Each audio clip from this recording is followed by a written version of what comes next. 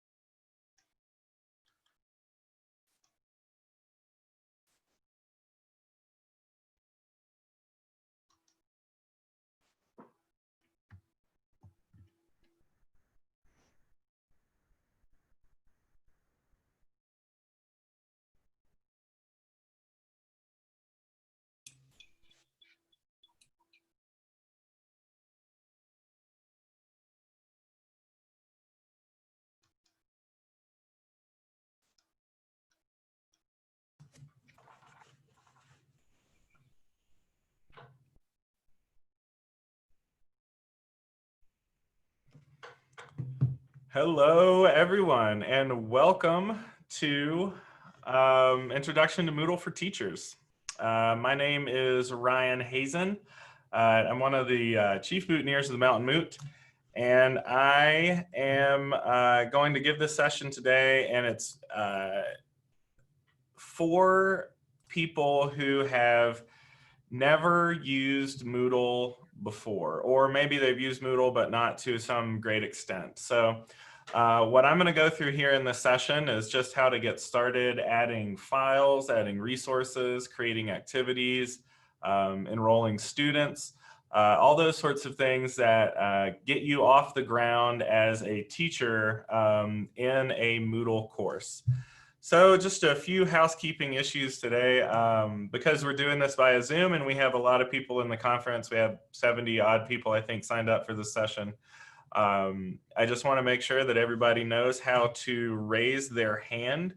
So in order to do that in a Zoom meeting, if you'll click the participants button down at the bottom of the screen, and that'll allow you to see a raise hand icon over there in the list to the right of our pictures right now. Everybody go ahead and do that just so I see some hands go up and make sure that everybody's comfortable with that. Oh, there we go. There we go. Looking good. Also, while we're here, if you click on the chat button down at the bottom, you can send me a message via text, which is actually a great way to ask a question when we have a lot of people here. So why don't we all go ahead and introduce ourselves to the whole group. Just say your name, what your role is, where you're from, any neat facts about you that you might want to share with us. And go ahead and send that chat to everyone. So hello, Stevie, good to see you. All right, Brianna, welcome. Trisha, Maggie.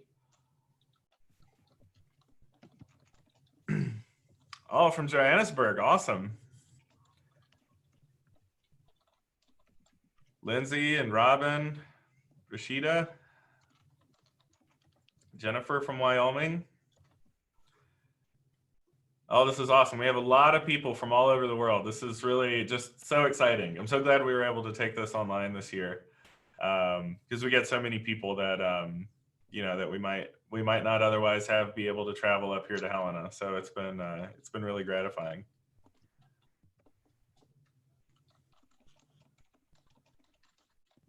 And I see Emily's cat has joined the video conference. Karen D, good to see you again. I met some of you last night in the Remo open meet and greet session. I would encourage you all to attend that tonight. We had a really good time last night.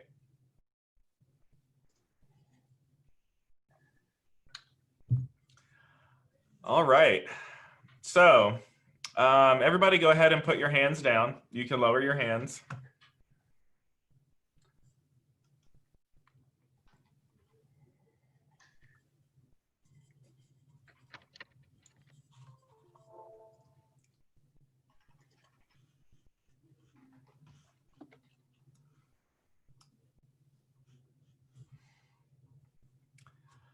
All right, now your next challenge is to manage my screen share and a web browser in which you will be working in your Moodle Sandbox course on the same screen, or two screens if you're lucky enough to have two screens. So what I'm going to do now is I'm going to share my screen, and then I want you, when I share my screen in Zoom, it's going to take over your whole screen. So I want you to click either escape or use one of the buttons in the top corner of the window to make mine, you know, kind of half of your screen so you can see where I'm clicking, and then open on the other half of your screen a web browser, which you will use to navigate to our Moodle and sort of follow along with me in your Sandbox course. So I'm going to, so I'm going to be clicking through, I'm going to be adding things on my Moodle Sandbox course, and you will be able to follow along and do the same thing in your sandbox course. So the idea is you know, you see what I do and you follow along, and then together we'll build up a course with a bunch of sort of the most common elements that we see in Moodle. So I see everybody's got their hands down. That's great. We've had a lot of introductions. Thank you for participating in the chat. I will be keeping an eye on the chat. So if you have an issue, or I'm going too quickly, or I'm being unclear for whatever reason, I do that sometimes, you can feel free to put a question there in the chat or to raise your hand. I'll be monitoring both of those. And then I can call on you if you have questions for elaboration or clarification or anything like that. I want this to be as interactive as possible. And I understand that what we're going to go through today is a lot of new. If you're brand new to Moodle, there's going to be a whole lot of stuff I'm throwing at you. So don't get overwhelmed if you feel like it's too much. Just stay there with us and pick up what you can, because there's a whole lot that you can do in Moodle, and I'm really excited to share it with you. So here we go. I'm going to share my screen. And I want you to then, like I said, open another window and follow along with me. So here comes my screen share. Now I've probably taken over your screen.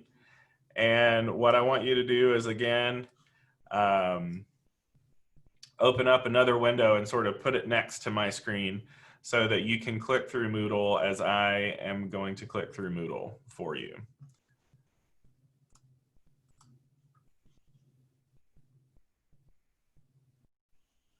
You should be able to manage this with just another tab in your browser, Peggy. That's fine.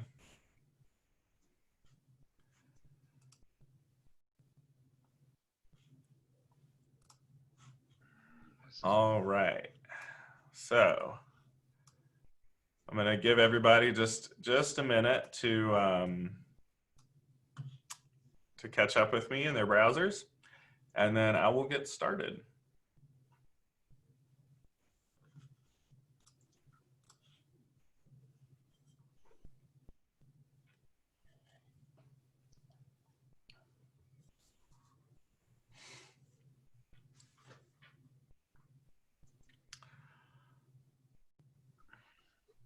That's correct, Peggy. You should be logged into your sandbox, and I'll take everybody there in just a second. So make sure that you go to the recorded session. Will be available later, Trisha. That's probably a question everybody has. So yes, we are being recorded, so behave yourselves while we're in this meeting. And I will share it publicly so that everybody can access it later and can sort of remind themselves of the steps that we went through to complete some of the tasks that we have. So you can do that asynchronously as well. So once you've logged into Moodle, again at moodle.mountainmoot.com, and you go to My Sessions drop down up here at the top, you should have something that's called your first name, your last name, and then 2020 Sandbox course. This is a course we've provided for you in which you are the teacher. So you get to just go wild in this course. Now, remember, you can't break anything in this course. We've set it up so that you can just charge in like a bull in a china shop and see what works and what doesn't. We found that's the best way to really learn Moodle, is to experiment and kind of have fun with it. So, you know, after we've set the stuff up in the sandbox course, feel free to come back here throughout the conference and try out things you're learning in different sessions. That's kind of the idea, is that we take the time to try out the things and not just listen. We really want you to be interactive here. So to begin with, I am actually going to open another tab here to get to this session, because I have some notes that I want to use. So the first thing that we're going to start off with are some basic use items. So I want you to, in your sandbox course, click this icon right up here. There's a sort of a pencil and a box icon, and this turns on editing mode. So when editing mode is on, you can see that there is a, it's red to let you know, and also you have edit buttons to the right of every activity that you have in there. So to begin with, let's go down here to topic 1, and let's just click the pencil right next to it. And that'll allow you to edit that section's title. So I'm going to go ahead and call this Getting Started. And you have to hit enter or return for it to save this text. So go ahead and do that. This is Ryan Hazen, Chief Mountaineer of the Mountain Moot. Ooh, that sounds good. I don't know who that was, but that was awesome. So yeah, I've got that video up there at the top. If you ever want to go back, I kind of go through some of these things to get you started. That was my video to get us started. So here we have Getting Started. Now the next thing that I want to do is add an activity or resource. So go ahead and click Add an Activity or Resource. And this should bring up a list of all the different types of activities and resources that you can use. Peggy, if you've already started, yes. If anybody's already started creating things, just go to a different section. This is totally wide open. You don't have to do everything exactly like I do. But if you've already started creating things, you can just go to another section. So now what I want you to look for is the label activity. So go ahead and click label. Now, a label is just adding text to your course page. And as an instructional designer, it's hard to overstate how important labels can be. So when you think about a course page, you always have to think with your student in mind. What is my student seeing when they come in here? And how can I make their interaction with my content as easy to understand as possible? So let's go ahead and put in this label here. Let's just say we want a label that says Monday. So go ahead and put Monday in there. And I'm going to ask you to highlight it and make it a large header. So the header button, this drop down here, when you have something highlighted, you see you have different levels of headers. This is not only for visual appeal, but it also helps non-sighted users get to your course with a screen reader. If you're in a place where you're required to be ADA compliant, this is a really important element because screen readers read the large headings first, the medium headings second, and the small headings third. So if you're looking at a web page, think about it like you wouldn't read every single word on the page. You'd read the headers and then you'd go to the header that was most relevant to what you're looking for, right? You don't actually read every single word. So for a screen reader, it's really helpful if you sort of nest things using this header structure. So let's go ahead and just click Save and Return to Course at the bottom.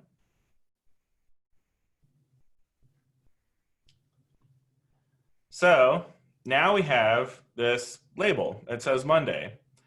If I want to move that label, I can click the multi-directional arrow off to the left-hand side and just hold that and drag and drop it somewhere else. So this works with all activities in Moodle, whether it's a label or an assignment or a forum or anything else that we're going to add later today. If you need to rearrange your course, you can use that multi-directional arrow in editing mode to drag it around. Let's add one more label just to make sense out of it. So again, click add an activity or resource. Let's add another label. And on this one, let's do the same thing, except let's call it Tuesday. Highlight it and make it a large header. And then click Save and Return to Course.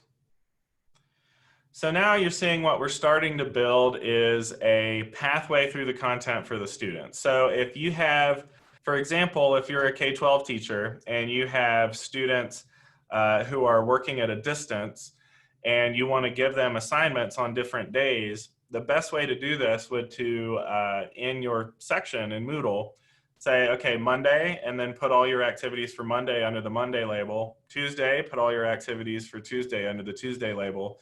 That way the students have a clear path through the content that they can understand. And perhaps more importantly, in K-12, there's a clear path that the parents can understand. So that's something to keep in mind if you're using if you're using an LMS like Moodle. You've got to make sure that you make that pathway through the content as clear as possible.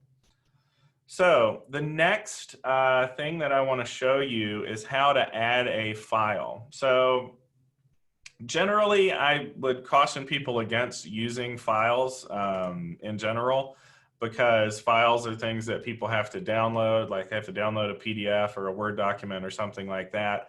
A little bit later in the session, we'll get into how to use activities to get rid of files so that people don't have to download anything. But if you do need to put a file up, all you have to do is open a file browser and then drag and drop it onto the page. So for example, I have a PDF that I want to add to my course. You can't see this right now because I'm only sharing the window from my screen. But if you open a file browser or you have something on your desktop and you just click and hold, you can drag and drop it onto the page. So here's a study from Erkin that we did with Carol. And then my PDF opens right there and it just drags and drops right onto the page. So while you're in editing mode, why don't you find a document somewhere on your computer that you want to drag and drop onto your page. And so when you're in editing mode, just click it, drag it, and drop it there, and it will upload to your page. The cool thing about this is that you can do any kind of file drag and drop onto your page. It doesn't have to be a PDF or a Word document or an Excel document. It can be an image, it can be a CSV, it can be whatever you need. So for example, I'm gonna drag and drop another file onto the page here. And that's an image. So what do I want to do with this file? Do I want to add the media or create a file resource? Because I want this image to just be visible on the page, I'm going to say add media to course page. And when I upload it, you'll see the emblem for the best basketball team in the nation ever. I'm a UNC grad, so if anybody's unclear about that, we'll just make that clear up front. But why don't you go ahead and find an image that you can drag and drop onto the page. This could be anything, as long as it's not a Duke logo. You could put, for example, you could put your picture, or in an introduction to the teacher up at the top of the page, you could just drag and drop that on there, and then use a label to put some text around it. So go ahead and have a chance to add an image to the page.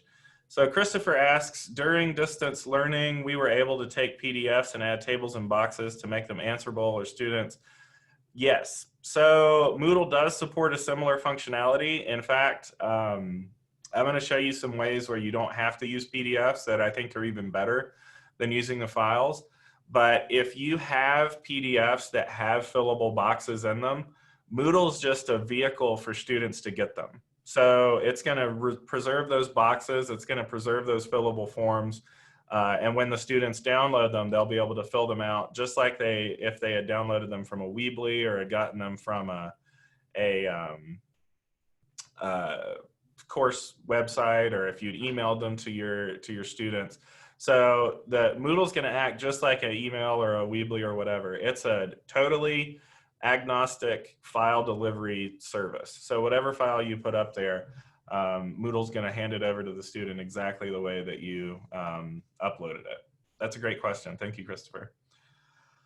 So if I want to, for example, put this Erkin case study under Monday, and I want to take this Tar Heel and put it up here, again, we can use that drag and drop functionality, that multi-directional arrow, to rearrange the things that we've put on our page. So as you're building your page, again, think about the student experience and make sure that you have it arranged in a way that makes sense, for your students entering the course. So there is another way to add a file, and I'll show it to you. It's a little bit more convoluted, but if you have trouble with the drag and drop, You can just click add an activity or resource, and then you can choose the file type, which is right here. And you can name the file whatever you want. I'm just going to call this test. And then if you click this file upload button right here, and then click choose file, then that'll open, I don't think you see my file browser, but that opens a file browser where I can then navigate to my desktop or my files or whatever. For example, I'm going to choose this screenshot, and I could upload that file. So if you don't want to drag and drop, you can use this methodology too. I prefer drag and drop because it's a lot easier and quicker for me. So again, if I save and display that, then we'll see this big picture of the mountains that I put up here. So if I head back to my sandbox course now using the breadcrumb trail at the top, we'll see that test file is shown up here. So I'm beginning to build a course. I have a few files. I have some labels to help students understand when they should interact with them. Rosie has a question. What command did I use to get the drag and drop to work? Well, there's two things we need for the drag and drop. You need to make sure that you have editing on at the top of the page. And then when you drag a file, you need to click and hold. And when you're holding that file, you click and hold and drag it. And then when you let go of the click, that's when it uploads to the page. Is there a way to make a GIF active without clicking on it? If you display a GIF on the page, you should have the ability to have it just looping. So we'll just try that real quick. I have a GIF right here, and I'm gonna add media to the course page, and it should, oh nope, you do have to click on it. I'm gonna leave that one for now. I'll figure that out and send you a message about it, Peggy, if I find a setting for that. All right, so let's get back on track. So now we want to add a page. So click add an activity or resource down here at the bottom. And we're gonna look for the page module. So page is located right here. Go ahead and click on that. And so the page module, let's call this YouTube video because we're going to integrate a YouTube video real quick. The description, this is a little confusing for some people. The description is just sort of a meta description of the page. What you actually have on the page is the page content.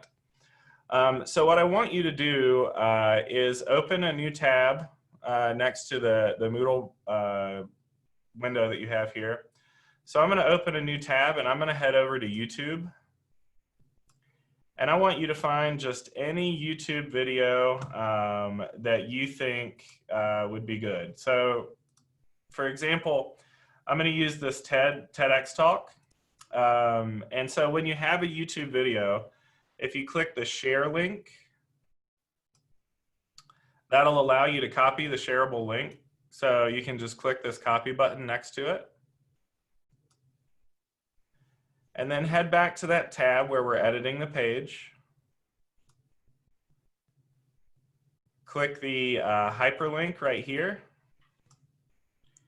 And paste that YouTube link right there in the hyperlink box. So what that's going to do is it's going to create an active hyperlink here on your page.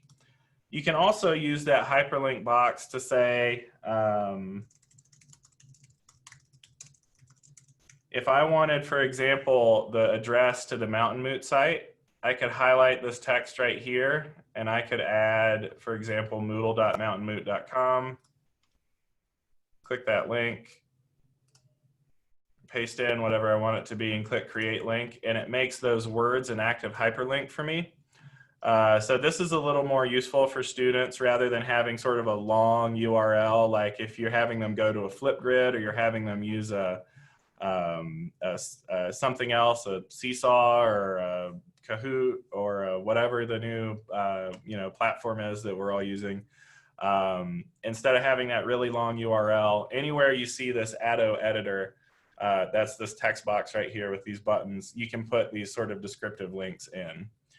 So if you have a YouTube link in there and you save it and display down here at the bottom of the page, you'll notice that Moodle automatically embeds that YouTube video in the page. So the students don't have to leave your Moodle in order for them to view the video. I can't stress how important it is that you have the ability to embed these videos in Moodle. Because YouTube is often a point of distraction for students. It will, if you say go to this YouTube link, they'll be served videos afterwards, they'll be served advertisements beforehand. But if you embed it in the Moodle page, the students will stay right there in your Moodle and they'll see that video. Now, as we go on, we're going to do some more creative stuff with this auto embedding feature. For example, can you imagine a quiz where there are multiple choice questions where the video is embedded right there in the question? So we'll show you how to do that a little bit later on. But anyway, we have this video here, and anytime you're in Moodle on a page, you'll notice there's what we call the breadcrumb trail up here at the top. It leads you step by step by step by step by step back to home, just like Hansel and Gretel. So if you're wherever you are in your Moodle and you want to get back to somewhere that you were before, for example, my sandbox course, I can just click it up here in the breadcrumb trail and that'll take me back to the sandbox course. So you'll notice now I've added this YouTube video and that's just a page. So whenever I click on it, it takes me to that page and it's going to show me that video. Again, you can type any text below it or above it. So if you want students to think about, hey, I'm going to have you do a writing assignment on this, or I want you to talk to a friend about this, you could put those directions right there below the video. So Moodle really empowers you to not just use stuff within Moodle, but to leverage content from outside of Moodle as well. So those are the items that we had for this basic use section. When you head back into the Introduction to Moodle for Teachers, you'll see I've added links here for all of the Moodle documentation for these features. So feel free to go back and access those at any time. And so for now, I'm going to pause real quickly and ask for anybody that has questions. So I'll answer those. You can either raise your hand or put them in chat.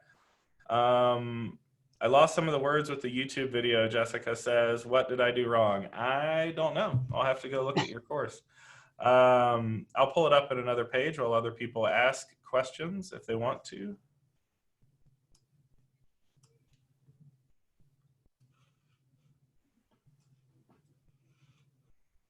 So we all know, oh, Trisha, that happened to you as well. It took out what you hyperlinked.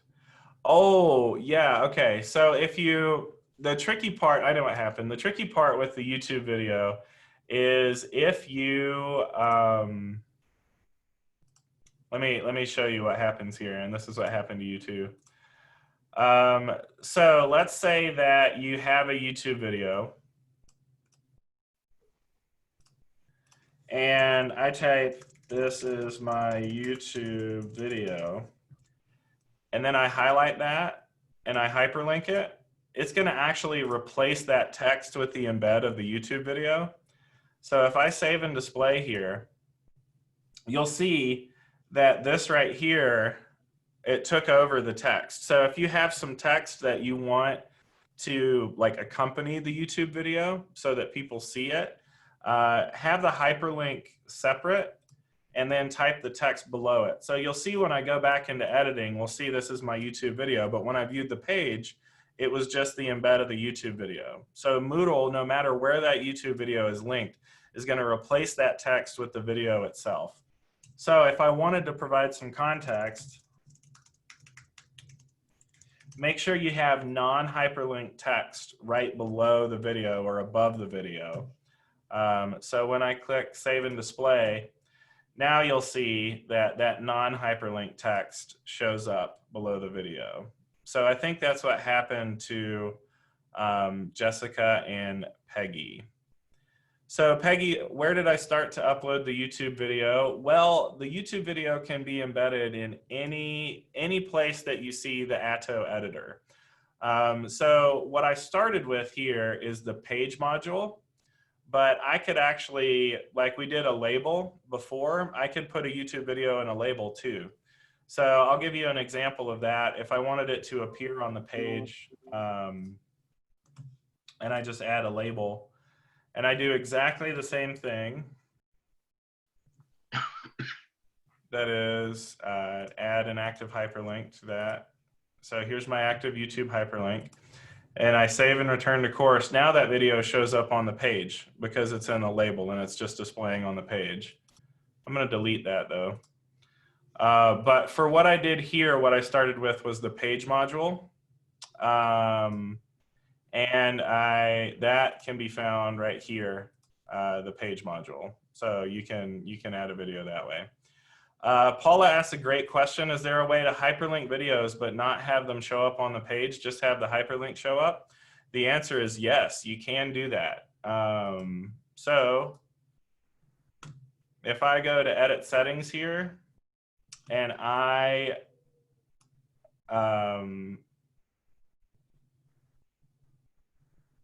click this, oh, I'm sorry. There's a link somewhere for that. You know what? I'm gonna table that question for now because there is a way to do it, but I just totally did spaced on how to do it. I'll get back to that question. So I'm gonna put that one in the parking lot for now. All right. So let's continue on with our learning here. So now we've got pages, we have files, and we have labels on our page. The next thing I want to talk about is adding some basic activities. So we're now in the basic activities here. Again, on the course that you linked here from, we have the hyperlinks over to the Moodle docs that'll show you how to do these things. But I'm going to walk you through it right now. So let's go ahead and add an activity or resource. And we're going to start with the forum module. So look for forum. It should be right here. Now, what a forum module does is it allows you to have an open discussion with students. And you can have it one of a couple ways. You can either have it threaded so that students start individual discussions and then you click in to see the thread. Or you can have a single simple discussion where you see all of the posts all at once. We'll start with a single simple discussion. So go ahead and name this forum, maybe Monday Forum.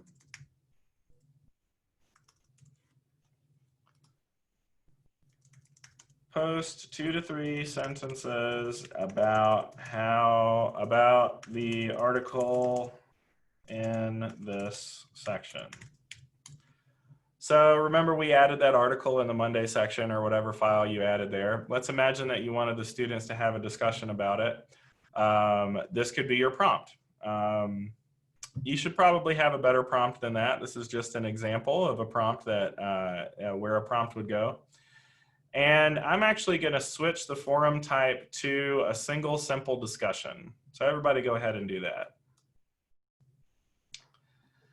And then without doing anything else, I'm going to leave all of these other default settings set, and I'm going to click Save and Display. And then what I get is this Monday forum, and you'll see my my prompt here, and then students are able to come in and click reply, and they'll be able to type whatever replies they want to. And so as students reply, it will, make a long list of their replies, and they can reply to each other. Raise your hand if you participated in the introductions forum in Mountain Moot Commons. I just want to see how many people participated in that forum.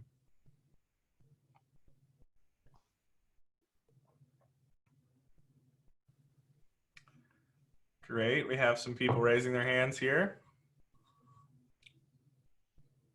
Awesome. That's a lot of us. So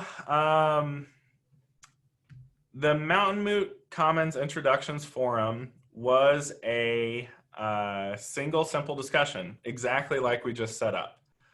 So if you want your students to participate in that style of discussion, that is a great example of what it looks like from the student perspective to the Introductions Forum. So let's click the link to the Sandbox course again up here at the top. Oh, Emily, good question. Permalink. Permalink is a link to the discussion post that will never expire. So if you want to link straight to somebody's post, like if you wanted to send an email or you wanted to put somewhere else, hey, everybody, go have a look at this post. It was a really good example of what I want you to do. You can use that permalink to reference people back to it. So you can always give them that link. And it'll take them right to that post. So notice my Monday forum, when I click add an activity or resource, it just showed up here at the bottom of my list. But really what I want it to do is be under Monday, right? So I'm gonna use, again, that multi-directional drag and drop arrow and drag it up and stick it under Monday. So the students, from a student's perspective, it might be reasonable to expect that I would look at this Carroll College Erkin case study and then participate in the forum. If I click both of these things on Monday, then I can know that I've completed the activities for that day. So let's add another forum, and I'm going to ask you to add a different style this time. So we're going to go ahead and click add an activity or resource. And I'm going to use this time the forum again right here. So let's add a new forum. And this time we're going to use a standard forum for general use, which allows for a threaded discussion. Raise your hand if you participated in the open discussion on the Mountain Moot Commons. Did anybody participate in the open discussion in Mountain Moot Commons?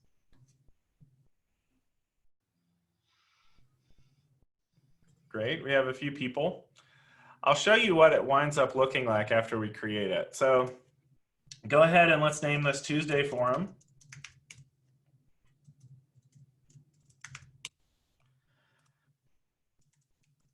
And because we're using a threaded discussion, I'm going to say start a discussion about the image in this section. Again, maybe have a little more robust prompt for your discussion starters, but this is just an example of where that would go. And I'm going to actually leave this set up as standard forum for general use. And I'm not going to change any of these other settings. I'm just going to click Save and Display. And then you'll see it says start a discussion, but this looks pretty different than a single simple discussion, right? Students will be able to come in and click add a new discussion topic. So why don't you go ahead and add a new discussion topic? I'm gonna call this topic 1.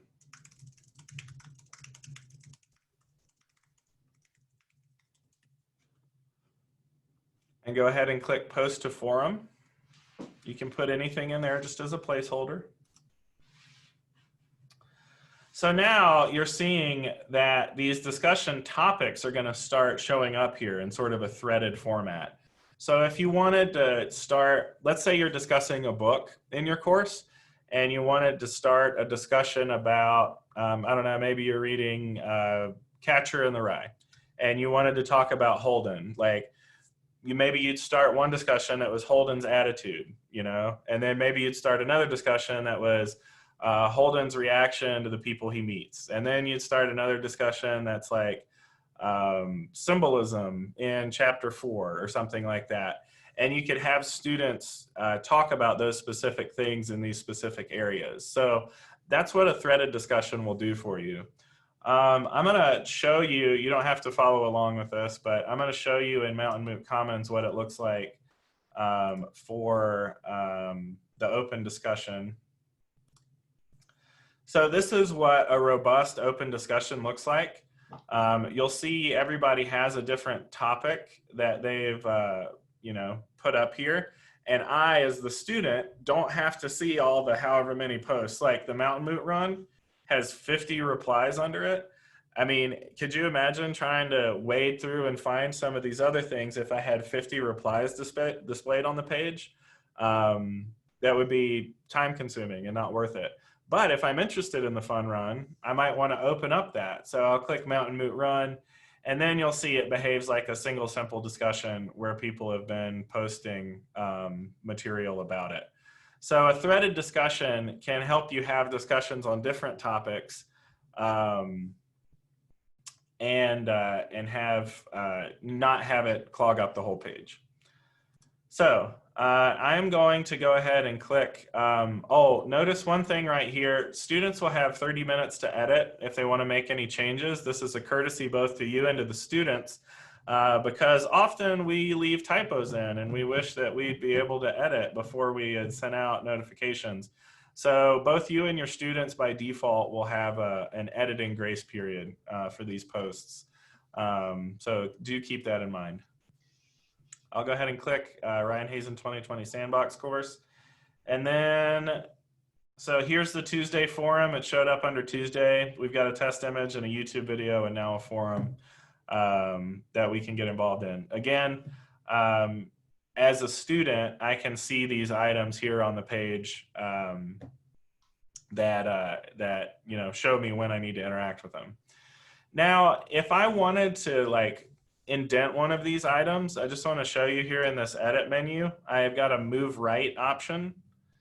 So if I move right, this suggests to the users that this is somehow a subset of this YouTube video. So like if you have the YouTube video and then things that you want them to do referencing that YouTube video, you could put them under there indented, and that suggests to them that they sort of reference that YouTube video. For example, maybe this test and both the Tuesday forum are sort of subsets of this YouTube video. Now we're starting to create sort of a nested structure so that we can see that certain activities refer to activities before them. I'm going to stop for questions about forum. I could do a full hour-long presentation on forum, but I'm going to stop here and ask for specific questions and just make sure that everybody's up. Paula, I see you've got your hand up. You can unmute and ask if you want to. If that's a mistake, you can just put it down too. Okay. Okay, so as teachers, we all know that when your students don't ask any questions, that means that you have taught them perfectly. So I am going to, I'm gonna just believe that. Oh, here we go. We got some questions now. Is there a way to change the name? Jessica, that's a great question. The name, I assume the name of the forum. And you can click the really quickly on the front page, you can rename anything you want to by clicking the little pencil icon to the right. And maybe I want to call this Holden's Dilemmas. Maybe I had made this about, you know, Catcher in the Rye. So I have a discussion now that's called Holden's Dilemmas, and then we'd see a lot of you know, threads underneath there. Trisha, good question. Oh, okay, Jessica, that's a great question too. I'm going to get to that in just a second, but I'm going to answer Trisha first. So Trisha, when you turn editing off, you're not exactly seeing what the students see, but if you want to see what the students will see, click the drop down next to your name and click Switch Role To. And then you can choose to be a student out of this list. And now this is exactly what a student will see. So if you like show or hide items or something like that, they won't appear here in the student view. So right now you can see up here at the top underneath my name, I am participating as a student. And when I want to return to my normal role, I can click return to my normal role up here. So because Jessica asked this great question, is there a way to make sure that students don't see any posts before they write a post? The answer is yes, and it's a different question type, or a different forum type, I should say. So I'm going to run through setting one of these up. You can feel free to follow along if you want. I'm going to turn editing on. I'm going to click add an activity or resource. I'll choose forum one more time. And what it's called is actually the Q&A forum. And it's in this forum type dropdown, Q&A. So go ahead and click Q&A. And then save and return, or save and display, sorry. So now the Q&A forum works like the standard forum for general use in that you have threaded discussions, but the students will not see any other students' posts before they themselves post. So this is a great way to prevent them from just reading the forum and just posting whatever's the most popular thing to post. And it forces them to come up with an original answer. They will see that other students have answered the question, but they'll say you can't see this until you post your own reply. So I'd add a new question, maybe call it symbolism in Catcher in the Rye. And I'd say, what is symbolic about the rye field? So now I'll post that to the forum, and then students would come in and they could click reply here, but if there were other replies, they would be blanked out. Okay, so any other questions about forum? Karen D, I saw that you raised your hand. Do you have a question? Nope, okay, that's fine. So the next thing that I want to show you how to add is the assignment. So let's go ahead and click add an activity or resource. And let's use the assignment module. So where the forum is meant to sort of mimic class discussion and meant to give you a chance to formatively assess your students, you know, kind of in a low stakes environment. The assignment is more of a summative activity. So when you complete an assignment and you submit to it and the teacher grades you, that's what the assignment module is. So go ahead and click assignment. And let's just call this Tuesday assignment. And the description is where you put your prompt.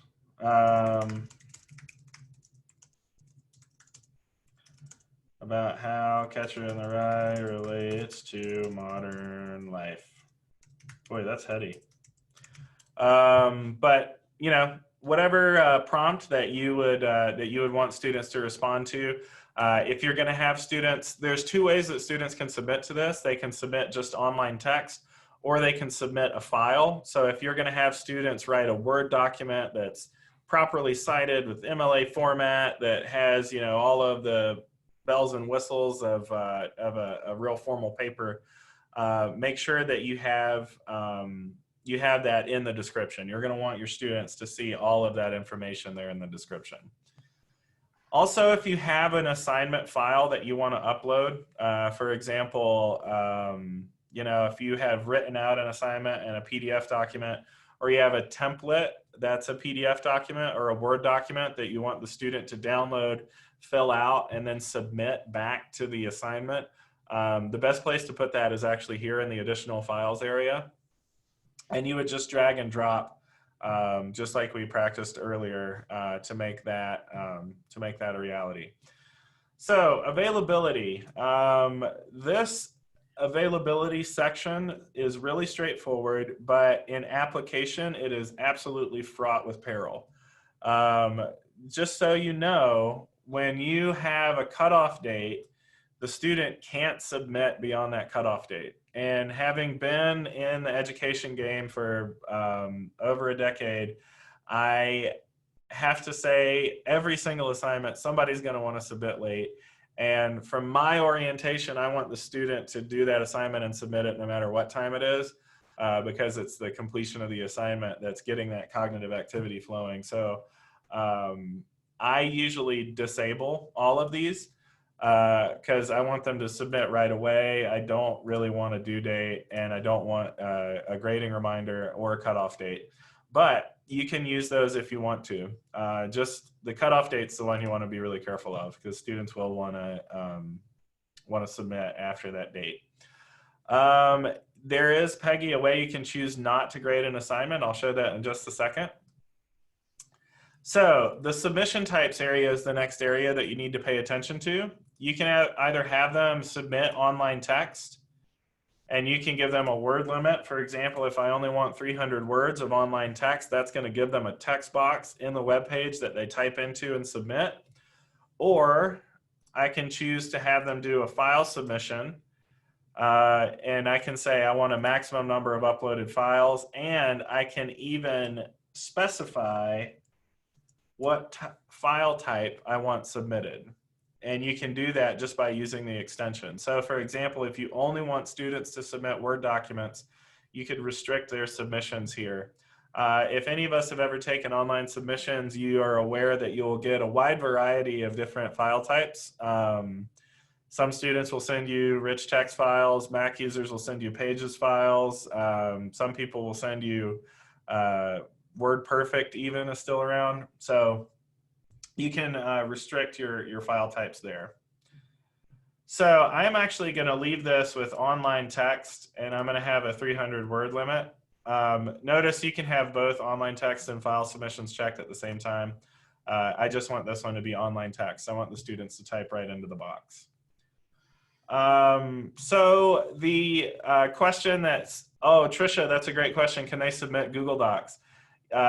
There's a really sweet G Suite integration if you have G Suite for your whole organization. Like if you have students that log into Google with your domain, I'm not going to go into that right now because it doesn't apply to everybody.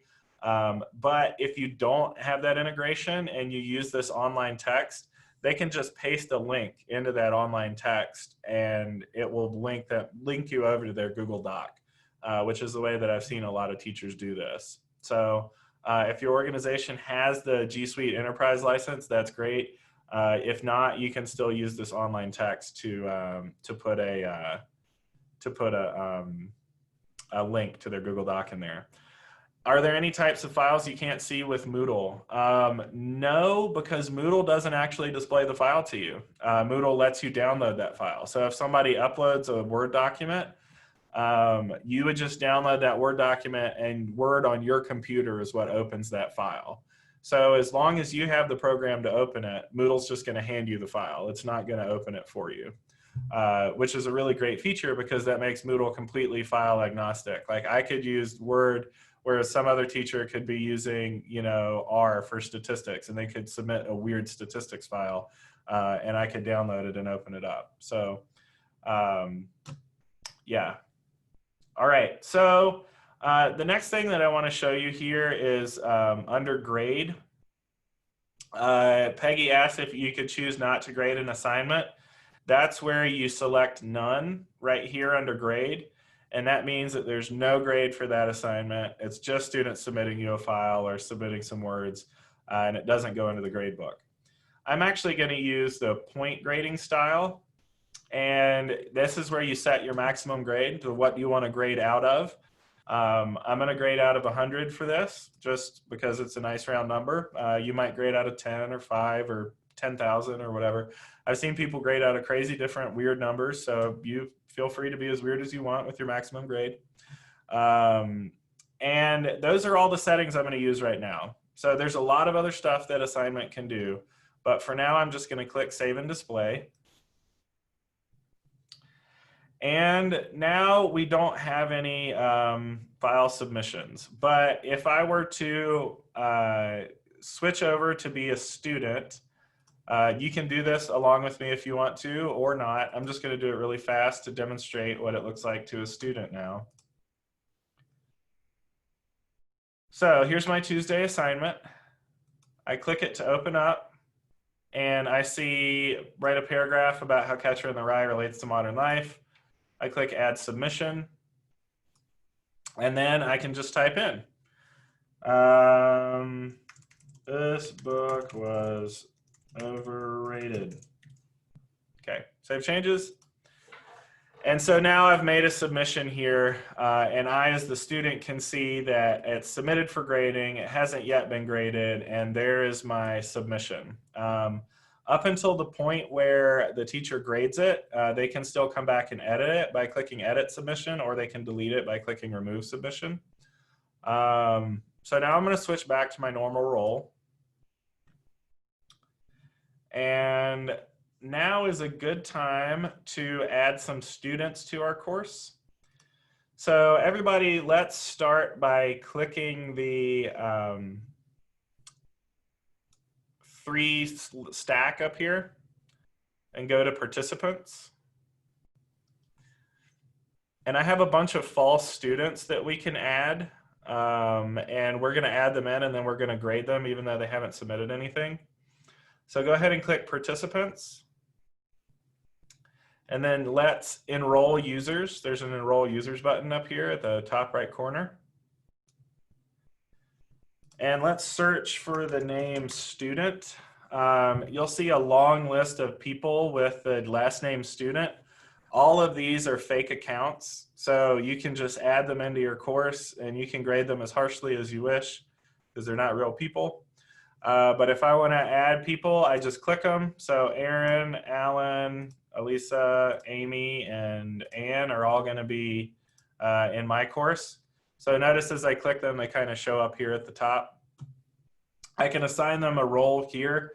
I want them to be students. I could add a teacher this way if I wanted to.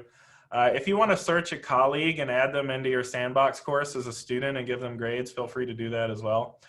You can also have somebody that you know sort of participate in your course as a student so that you can kind of practice being students and teachers. I encourage you to do that. And then I just click enroll selected users and cohorts.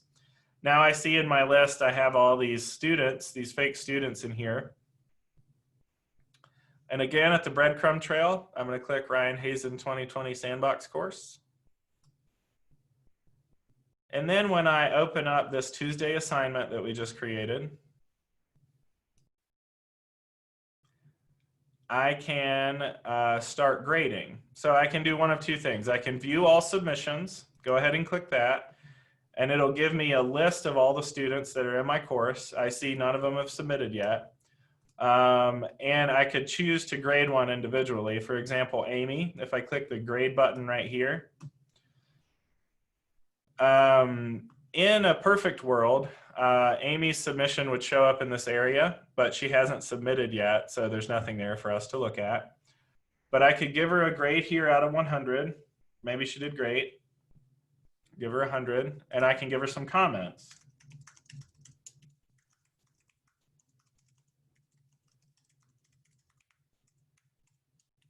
So go ahead and try that out. And I could click Save and Show Next if I wanted to go to the next student. It'll give me a notification that it was saved. And so now I'm seeing Anne's student submission, and I could give her a grade. Maybe she didn't do so well. See me after class. And I can just click Save Changes. And it'll roll me through all of the students that are in the course. So now Elisa's up, and I would see her submission here, and so on and so forth. If I wanted to find an individual student, I could click this drop down up here. There are all the students that are enrolled in my course. I could also use a filter by clicking this filter up here, this little funnel. And I could say I only want to see the ones that have not been submitted. And so it'll show me the 6 submissions that haven't been submitted. Or I could only see the ones that require grading. So I don't have any that require grading right now because nobody's submitted. Technically, you have to submit to require a grade, right? So that helps me filter out the different types of files that students might have, students that have submitted that need grading or haven't submitted, so on and so forth. So up here, there's a link back to your course. I'm going to go ahead and click that.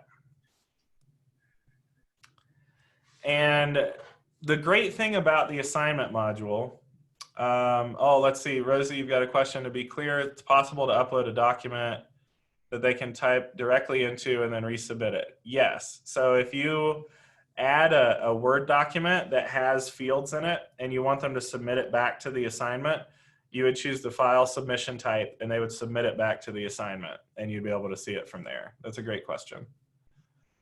So I'm going to show you what my grade book looks like now that I have some grades. So again, if we click this stack up here and we go to grades in the drawer over here on the side, it'll take us to the grade book. So we've started adding grades to the grade book just by using that assignment. And we can see here that Amy's student got 100 and student got a 50. If I want to see what a student sees when they go to the grade book, which can be really helpful, there's the user report right here. So I'm going to go ahead and click that. And then who do I want to see? I want to see, in the select all or one user, I want to see what Ann student sees when she goes in. So I'll click Ann student. And so when Ann clicks on grades in the grade book, this is what she sees. Tuesday assignment, here's our grade, and the feedback that I typed in there, see me after class. So as you go through the assignment, if you're typing feedback to students, that can be displayed in the grade book. I can't stress how important it is to see open-ended feedback for students next to a number grade. Students are conditioned, almost like Pavlov's dogs, to salivate at points. So when you give them points, we all know that doesn't necessarily encourage growth. The open-ended feedback is what we really want our students to look at. So always try and put some feedback beside your points so that students have something to read, some action to take. See me after class, or maybe you did really well, including quotes from the book or something like that. This is what makes the students improve assignment over assignment. So I'm going to pause here for questions. If anybody has questions, please raise your hand or type them into the chat. I'll be happy to answer them.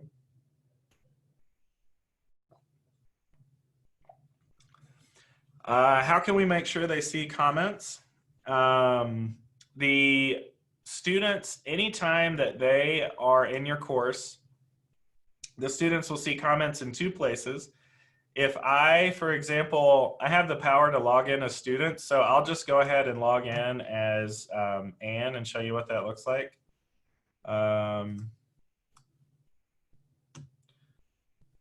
So here's Ann. So I'm actually, because I'm the administrator, I have the ability to log in as people. So as Ann, when I'm the student, I come in and I want to look at my Tuesday assignment. I open that up and I see that I got a grade 50 out of 100. It was graded at this time, and the feedback comment was see me after class. Also, if I'm Ann's student and I go into the grades page, I'll click grades. This is what I see, and my feedback shows up right here.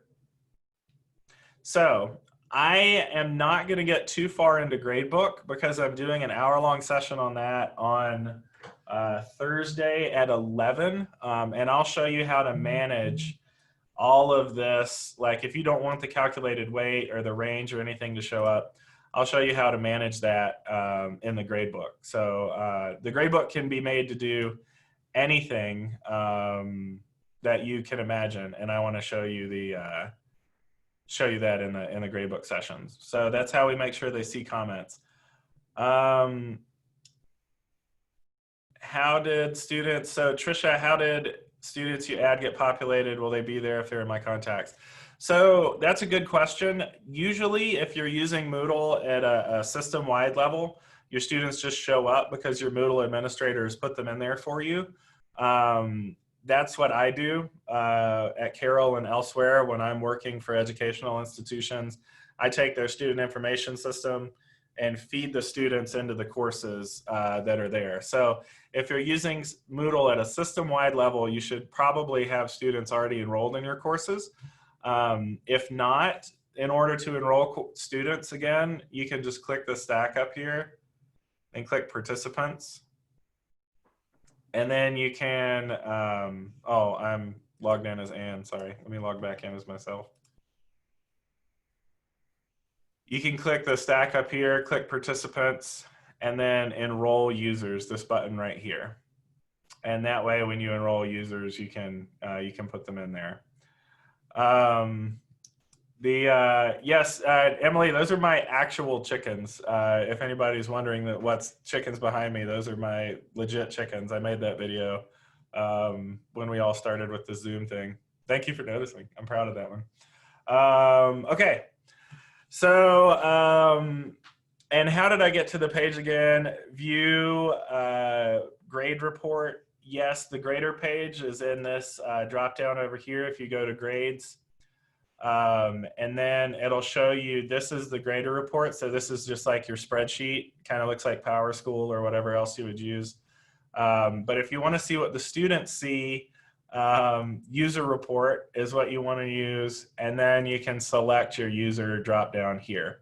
So any student that's in your course, if you want to see just their grade report, see it there.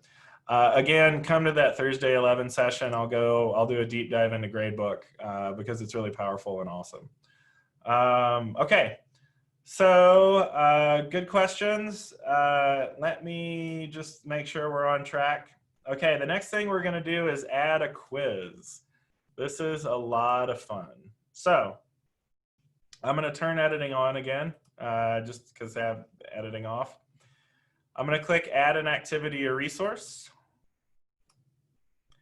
And I'm going to select the quiz module right here.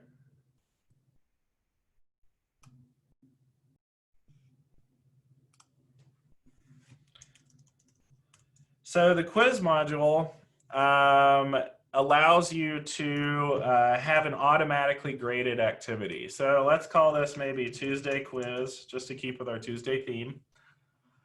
And I am going to leave all of the defaults set right now for the quiz, just so that we don't confuse you. But if you're looking for just a normal quiz where a student opens it up, they answer some multiple choice questions, and they get a grade for it, you don't have to change any of the default settings. That's what it's set up to do. Peggy, good question. Should we watch you or try this along? I think that it would be great if you guys tried it along with me.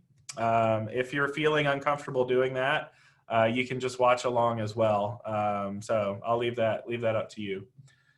So I'm just going to scroll down and click Save and Display now that I've named my quiz. And the button shows up, Edit Quiz. So I'm going to click Edit Quiz.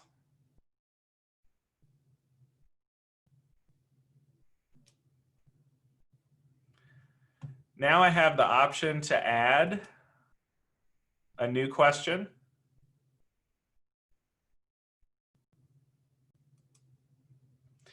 And you'll notice there are lots of different question types that I can add here. It's really exciting. So I'm going to select multiple choice up here at the top. That's sort of the basic quiz question type. And I'll click Add. So we have a question name.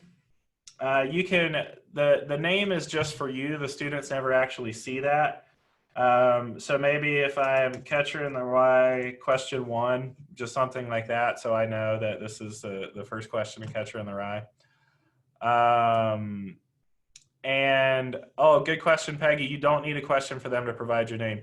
That's one of the beautiful things about Moodle is that students are always logged in, so it's keeping track of your students no matter what. So when they submit an assignment, when they submit a quiz, whatever, you as the teacher see their name associated with it, and you know it's actually that student because they had to log in. So yeah, great question. So here we go. The question text here might be, what is Holden's goal in life? So that's the question. The question text is what the student will see as the question. And then I can make some selections here, but I'm going to leave them unselected right now. And I'm just going to go and fill in the answers just to keep it really simple. So for example, I might say, Holden wants to get as much money as possible.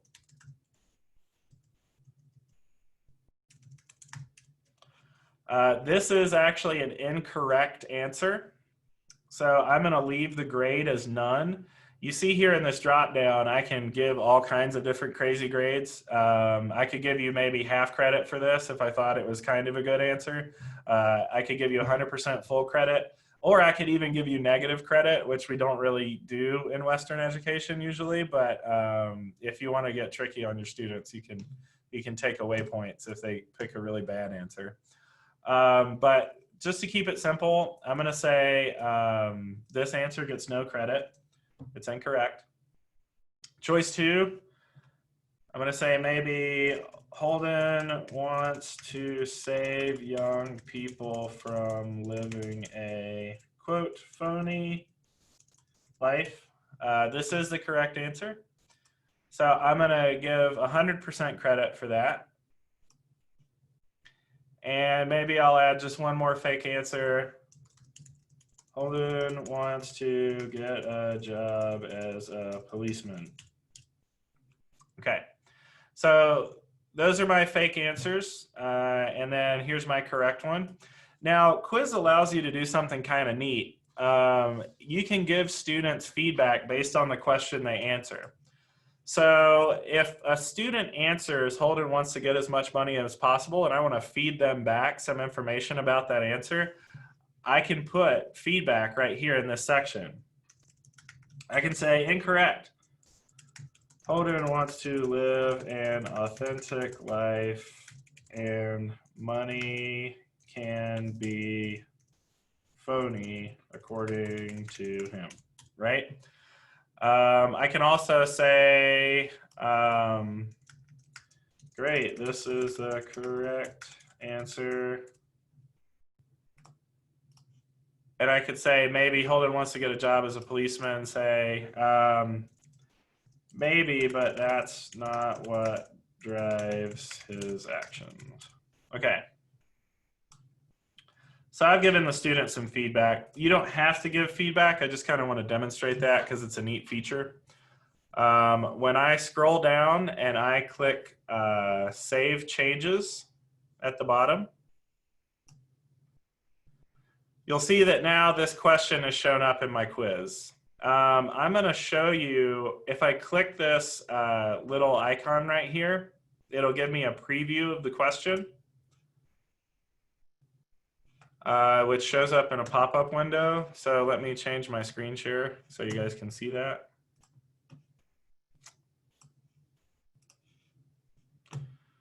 Here's what my question would look like to a student. Everything that's in the blue area is what they would see. So maybe if I select this, it's going to show me that the here, I'm going to change this just so we see the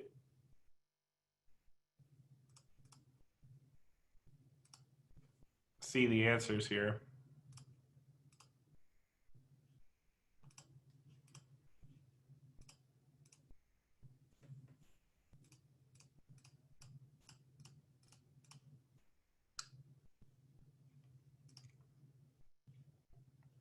So for a student, when they check this, they'll see this feedback show up next to them at the end of the quiz. They'll see all the quiz's correct answers, and they'll see their feedback for each individual question.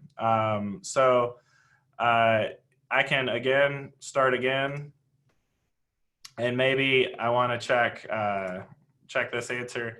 You'll see that it's showing that different feedback that I put in for each individual question. So when a student answers these, you can actually build the quiz to kind of teach them something about the content along the way.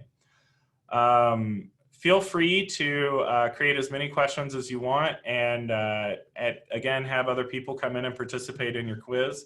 That's always a fun way to learn about it. So what if questions have more than one answer, such as what if they need to select 2 out of the 4 to get the answer right? That's a great question. I'll show you how to set that up, Dees.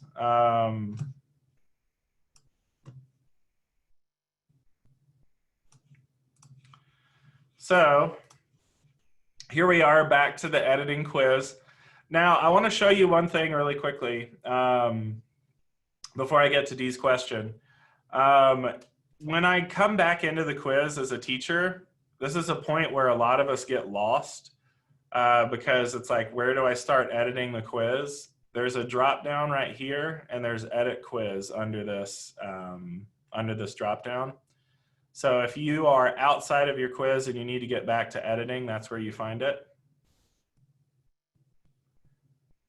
And so I'm going to add another question here, a new question. I'm going to do a multiple choice, and to answer Dee's question, I am going to say maybe CITR question 2. What is important to Holden? Select all that apply.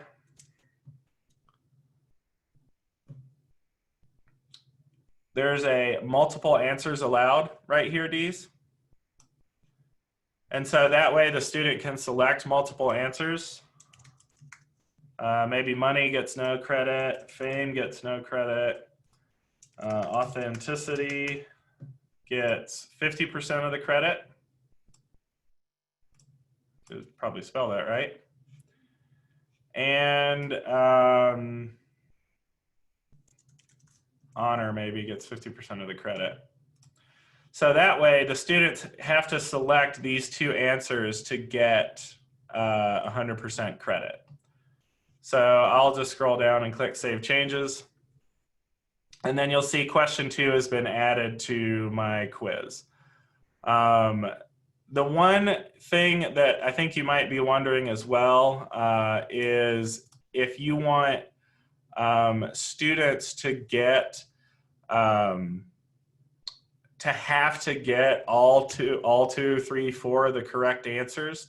Yes, that's the question you're asked. Can you do it so they get no credit unless they get both of those answers? The answer is yes, you can.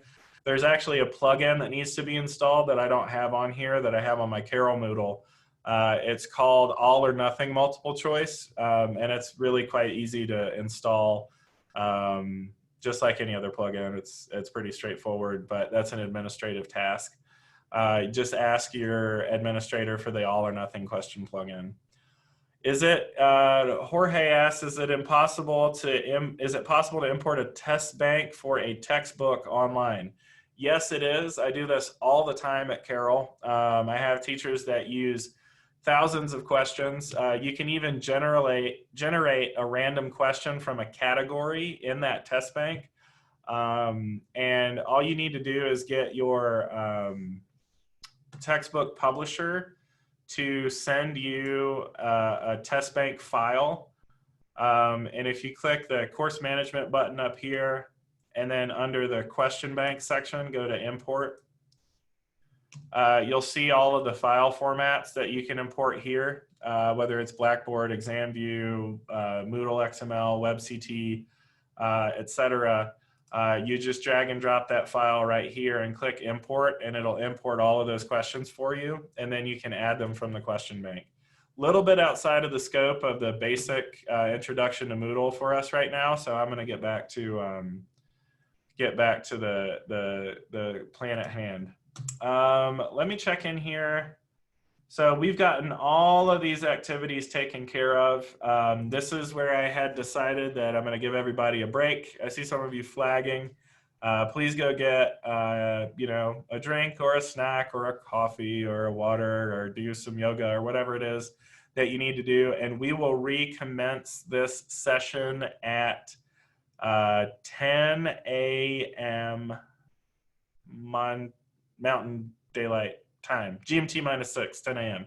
So in about 10 minutes, I'll see you back, okay?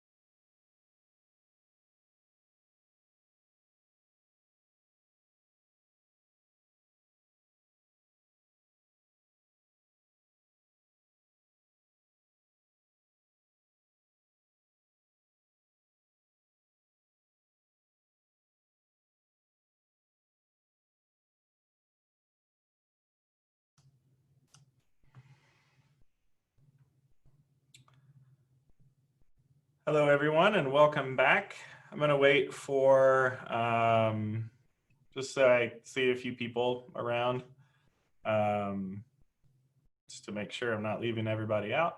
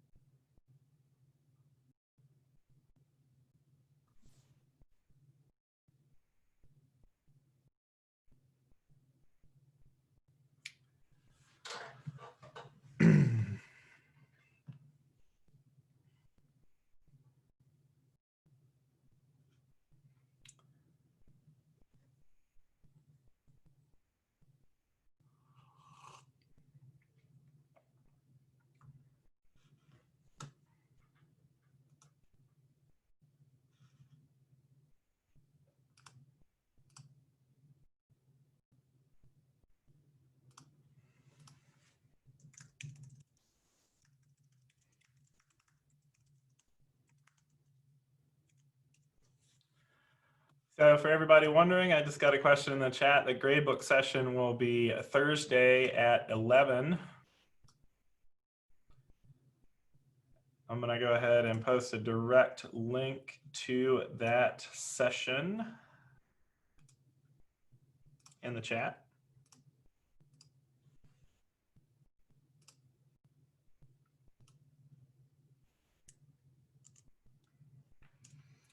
So you can follow that link right there to sign up for it.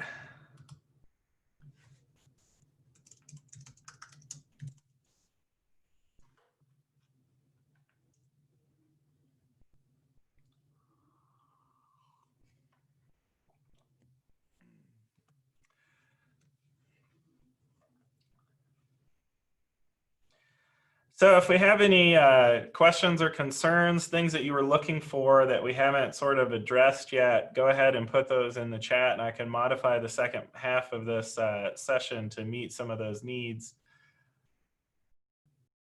My goal is to have you walk away ready to build and create a course that feels like what you want your students to do. So if you have questions or concerns, please go ahead and throw them up there, and I'll incorporate them into the next little bit that we're doing here.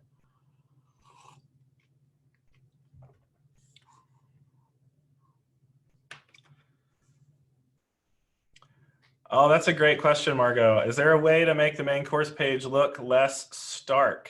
I'm brand new here and trying to add photos and videos, but the overall look is just not that nice. Do we have any control over the overall white appearance? Yes, you do if your administrator has enabled course level themes. If they don't, if you have a Moodle that you don't like the look of and you want to change the way that it looks, talk to your administrator about course level themes, and that will allow you to change your overall theme. You can also change the format of the course. This is a really common, I don't know if your administrator is your department chair, whoever runs Moodle is your administrator. But I'll go ahead and show you how to, I don't think I have course level themes turned on, so I won't get into that right now. But find me at lunch or at one of the coffees or something, and we can talk more about that. Emily, I will not be going over Big Blue Button.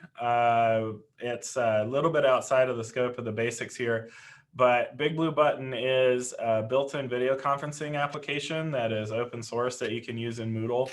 And if you have that enabled, I'd encourage you to go use it. Big Blue Button is becoming more and more popular because it is free to use. You just have to have somebody install it and use it on your server.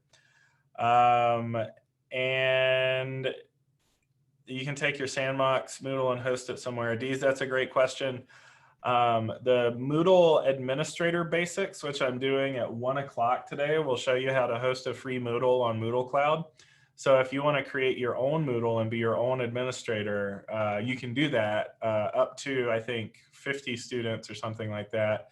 And then other hosting providers, some of which have sponsored this conference, have options like free tier options, freemium options, if you want to create your own Moodle. So Karen D, that's a great question. There used to be a checklist application. I want to show you what I have set up by default. I'll go ahead and show you. Students can have activity completion. So these boxes over here to the right-hand side, if I'm a student and say I read this thing, I could put a checkbox there to make sure that I did it. So by default, at least in this Moodle, this might be different in your Moodle, we have activity completion turned on where students can like, okay, I did these 2 things, I'm gonna check off Monday. All right, so I watched the YouTube video, I did this test, I posted to Holden's Dilemmas. So I can use this checkbox over here to keep track of what I have and haven't done. I'll show you a really neat tool inside the settings for the, any activity has completion settings inside of it. So if I go, for example, and I turn on editing and I use this edit dropdown, for instance, next to Holden's Dilemmas, I go to edit settings. I'll do that one more time. I went kind of quickly there. Sorry, I get really excited and go too fast sometimes. I click the edit dropdown menu and I click edit settings. It'll take me back to the setup page for this. So at any given time, I can go and change the settings in any of my activities. And then under activity completion, when you're setting this up, it won't be checked. But I could say, instead of students manually marking the activity, that is checking that checkbox over there, I could show activity is complete when conditions are met. And then I could say the student must create 1 discussion and they must post 2 replies. So let's say in my beginning, I said create 1 discussion and post 2 replies. If I set up this activity completion here, it won't give them that little check mark until they've actually done it. So activity completion can be really useful, and it can set up some really neat things in terms of restrict access to activities. So let's imagine that I've set this up. I want you to post 1 discussion forum post, and I want you to reply to 2 others. Then what I want to do is when you're done with that, maybe, let's say I save and return to course. So now you'll see that this activity has sort of a dash checkbox around it. That means the student can't mark that the activity has to be completed for that check mark to show up. And then I wanted you to post to that maybe before you could see Tuesday assignment. So if I go to edit settings for that Tuesday assignment, and I open the restrict access section and click add restriction, there's a lot of restrictions that you can add, like by date or grade or time. Let's say I wanted you to get this particular grade on this quiz, or I wanted you to be at this date, but I'm actually going to use activity completion. So let's say that the Holden's Dilemmas forum must be marked complete in order for you to access this assignment. So I'll go ahead, and if I wanted it to be completely invisible, I could click this, but usually that's only fun if you're doing some sort of game, like, you know, where things are revealed to you as you complete stuff, which is a great way to do it, especially in K-12. But in this case, I just want you to see that that activity is not available to you until you post to that forum. So I click save and return to course. And then we'll see that this is restricted, not available unless the activity Holden's Dilemmas is marked complete. And that's what the students will see. So maybe if I'm trying to create, you know, I'll put this up on Monday just to make this, and the Tuesday quiz, maybe I want to restrict access to that until Tuesday assignment is marked complete. I'll go ahead and do that as well. First of all, I need to set up completion for the Tuesday assignment. So what do I mean for completion for the Tuesday assignment? I want, when conditions are met, students must submit to this activity to complete it. For example, I want them to submit something before this activity is complete. So I save and return to course, and then I could make this Tuesday quiz, likewise, unavailable until they complete that other assignment. Students can show as complete when activity are met. Oh, I'm sorry. I'm going to add a restriction for this one.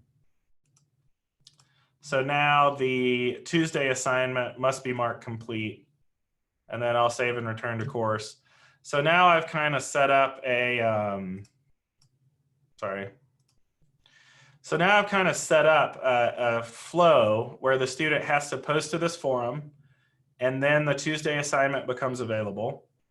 And then once they submit to that assignment, the Tuesday quiz becomes available.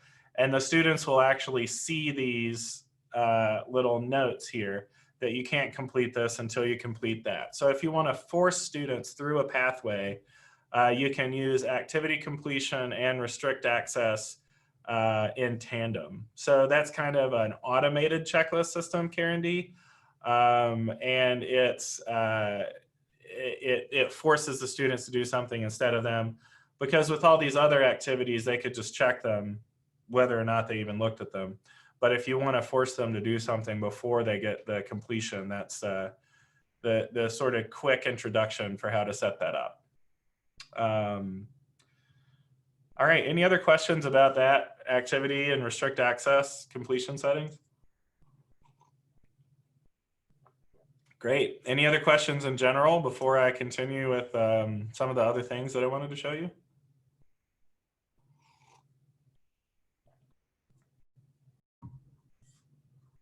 Okay, great.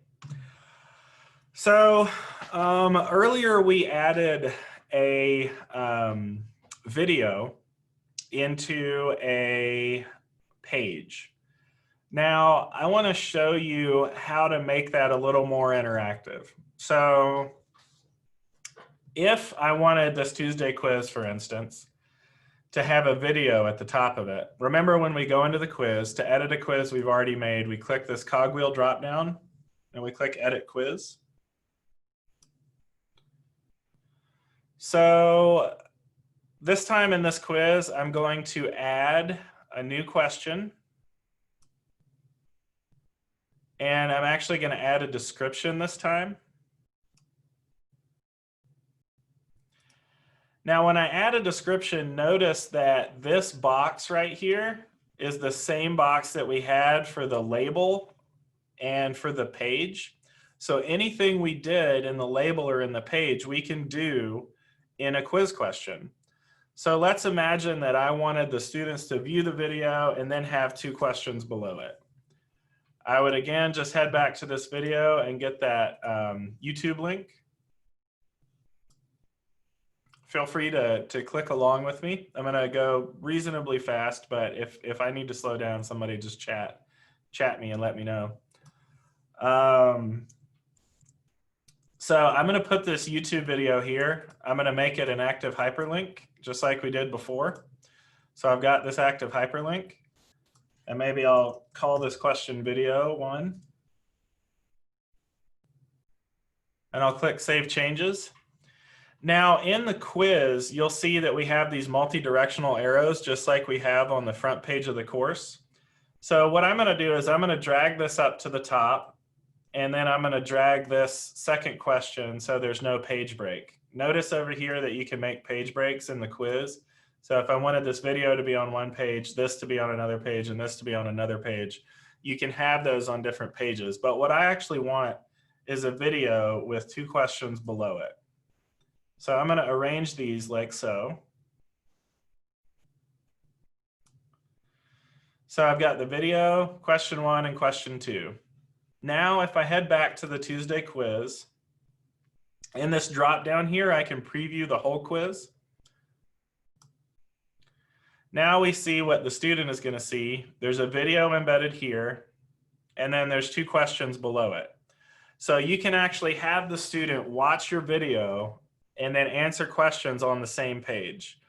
this workflow is really important for students because it keeps them from just zoning out while watching a video, and allows you to help them understand what they should be getting from the video.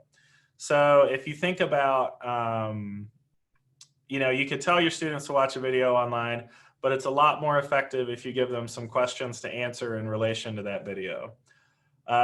You could also embed a video, like I said, anywhere that you see that text editor box. That includes the assignment as well. So the Moodle assignment, you could have a video and have them watch it and then submit a paper if you wanted to.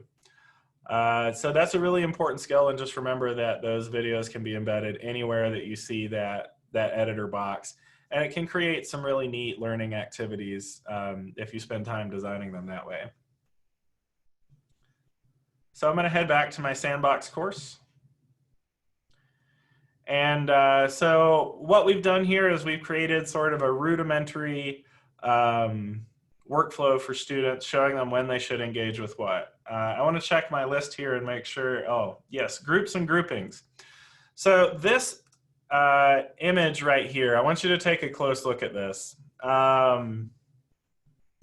Before we get started talking about groups and groupings, I want to explain what they are generally. In Moodle, you can group students into groups, and that's down at the bottom. You see there are just 4 students in a group, right? But groupings are meta groups, groups of groups, if you will. And it's hard to wrap your head around this a little bit until you kind of see it work. But in order for you to use, to group students in Moodle and have them, for example, all submit to an assignment together as a group if you have a group project, or participate in a discussion forum in separate groups where they only see posts from their group, you have to understand both groups and groupings. So let's start with creating groups, and then we'll create a grouping, and I'll show you how to leverage them in your course. So do head to your sandbox course with me. And let's start up here at the top with the cogwheel button. It's labeled Course Management. And then there's Groups over here on the right-hand side.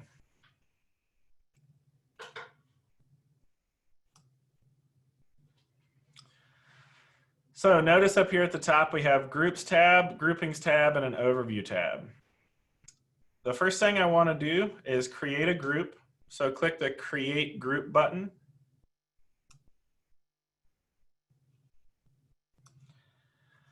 And let's call this group something creative. Maybe the Mountain Goats.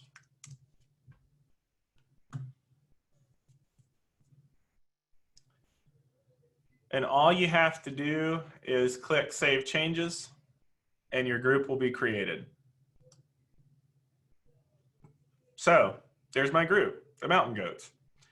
When I have them selected here, I can click Add or Remove Users. And that'll take me into a page where I can add or remove users to the Mountain Goats group. So let's say I want Aaron to be in the Mountain Goats group, and I want Alan to be in the Mountain Goats group, and I want Amy to be in the Mountain Goats group. This way you can add students. If you added some of those fake students earlier, feel free to go ahead and put them in your group that you've created. And so you can see that now I've got 3 students in this group. So I'm going to click Back to Groups at the bottom of the page. And you'll see that the Mountain Goats here have 3 people in them. We've got Aaron, Alan, and Amy. Now I'm going to create another group. So click Create Group at the bottom. And maybe I'll call this the Bighorn Sheep.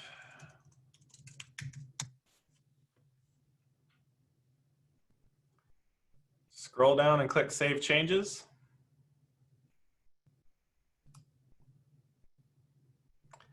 And then again, I'm going to add or remove some users here. So I'll select Bighorn Sheep. I'll click Add or Remove Users. And maybe I want Elisa, Anne, and Bruce in this group.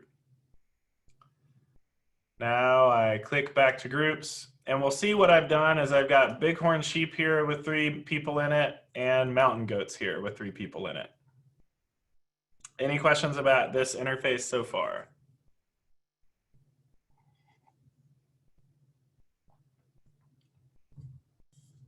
Okay.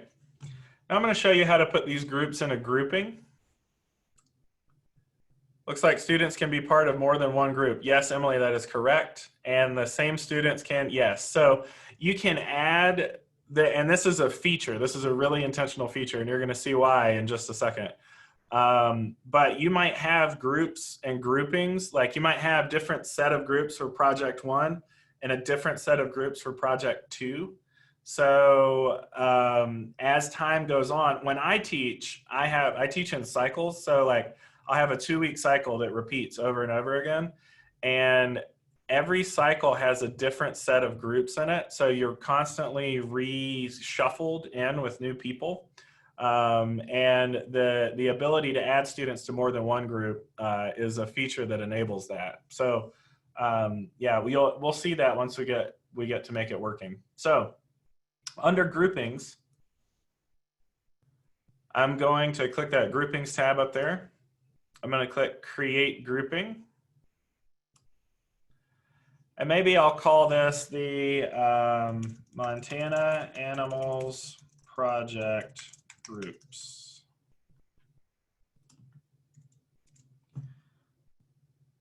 And all I have to do is click Save Changes. Now we'll see I've created a grouping, but it has no groups within it. So when I click this little face icon over here, Show Groups and Grouping, under the Edit section, this works just like groups, except instead of students, now I'm adding groups to a group. So, or I'd say I'm adding groups to a grouping. So I'm going to add the bighorn sheep and the mountain goats to this group. And then I can click back to groupings, and I'll see here's the grouping, Montana Animals Project Groups and groups. Yes, Emily, groups within groups. It is Mootception. This is one of those things that really blows people's minds. So we're just gonna go on and see how this works. So now I've got groups here in my group, or groups in my grouping, I should say. And when I head back to my sandbox course, let's imagine that I wanted this Monday forum to be mountain goats only see mountain goats and bighorn sheep only see bighorn sheep. If I go to the edit settings for the Monday forum,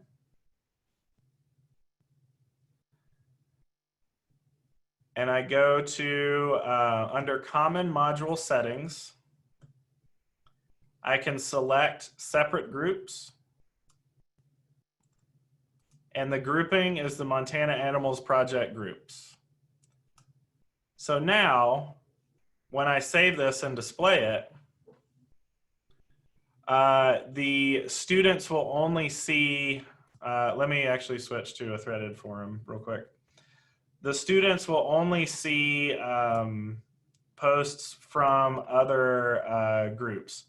So let's say that I wanted to add a new discussion topic just for the bighorn sheep. I would add a new discussion topic, and this is only for the bighorn sheep.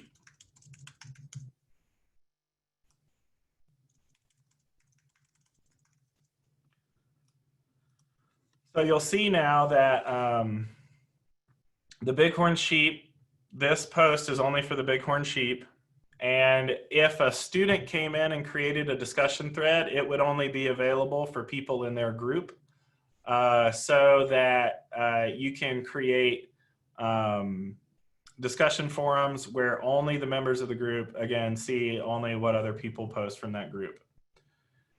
Now I'm going to head back to my sandbox course, and I'm going to show you how that works in an assignment. So let's imagine that you had groups and you wanted those groups to submit one paper. So the bighorn sheep are going to submit one essay, or they're going to submit one presentation. And you want that grade that you grade for that one paper, that one presentation, to go to everybody in the bighorn sheep. You can do that by using groups and groupings and setting it up within the assignment module. So I'm going to again go to edit settings for this assignment module. And for whatever reason, the groups setting is under group submission settings. And you have to set this up when you set up the assignment. So if you select students submitting groups at the opening of the assignment, it's locked at right now because I've already had given grades. So let me just go and create another assignment really quickly to show you how that works.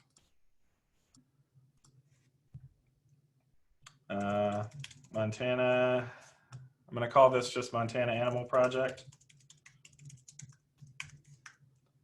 Again, I would put my prompt here.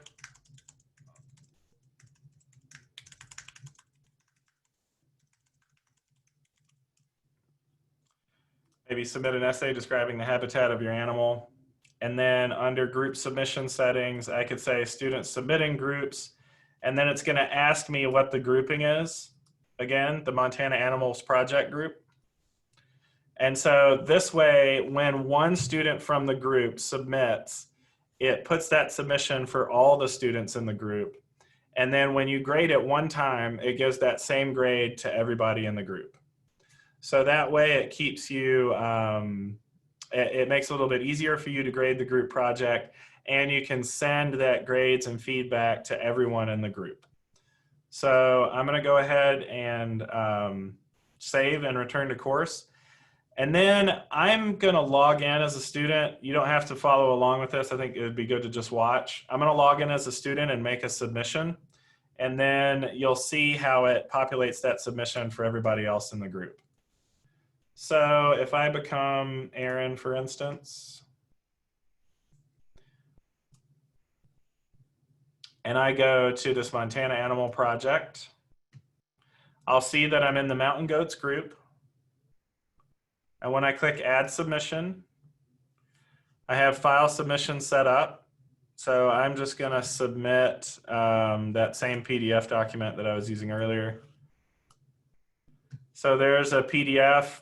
If you have a file restriction, it'll force them to submit the same kind of file that you want to, but I didn't set that up, so I can submit any file type I like here.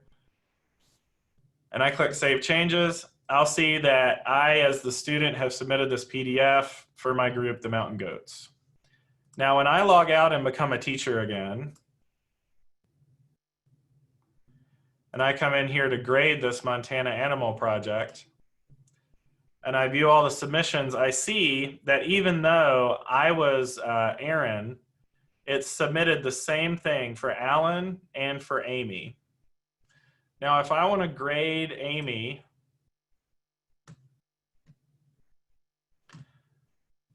so there's my submission that I submitted. I'm going to give Amy a great grade. I'm going to say, great work, Mountain Goats.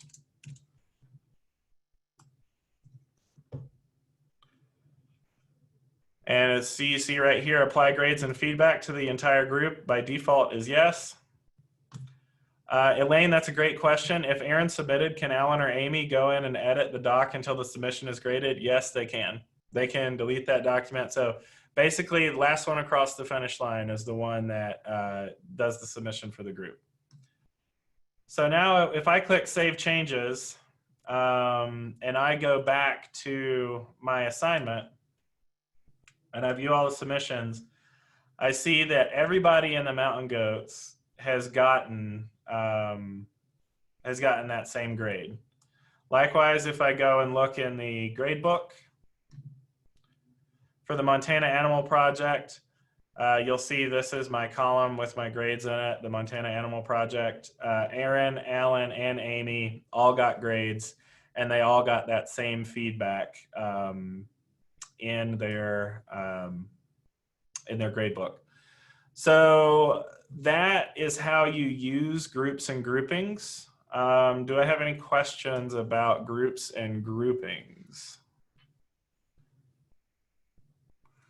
The next thing I'm going to do is show you how to randomly create groups.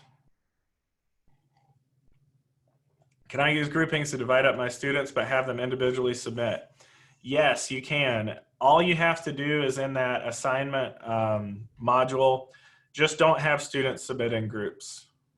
Elaine, that's true. If you don't have, well, the problem is with groupings, I can't assign groups to an assignment if they're not in a grouping, because the assignment and the forum need to know which set of groups to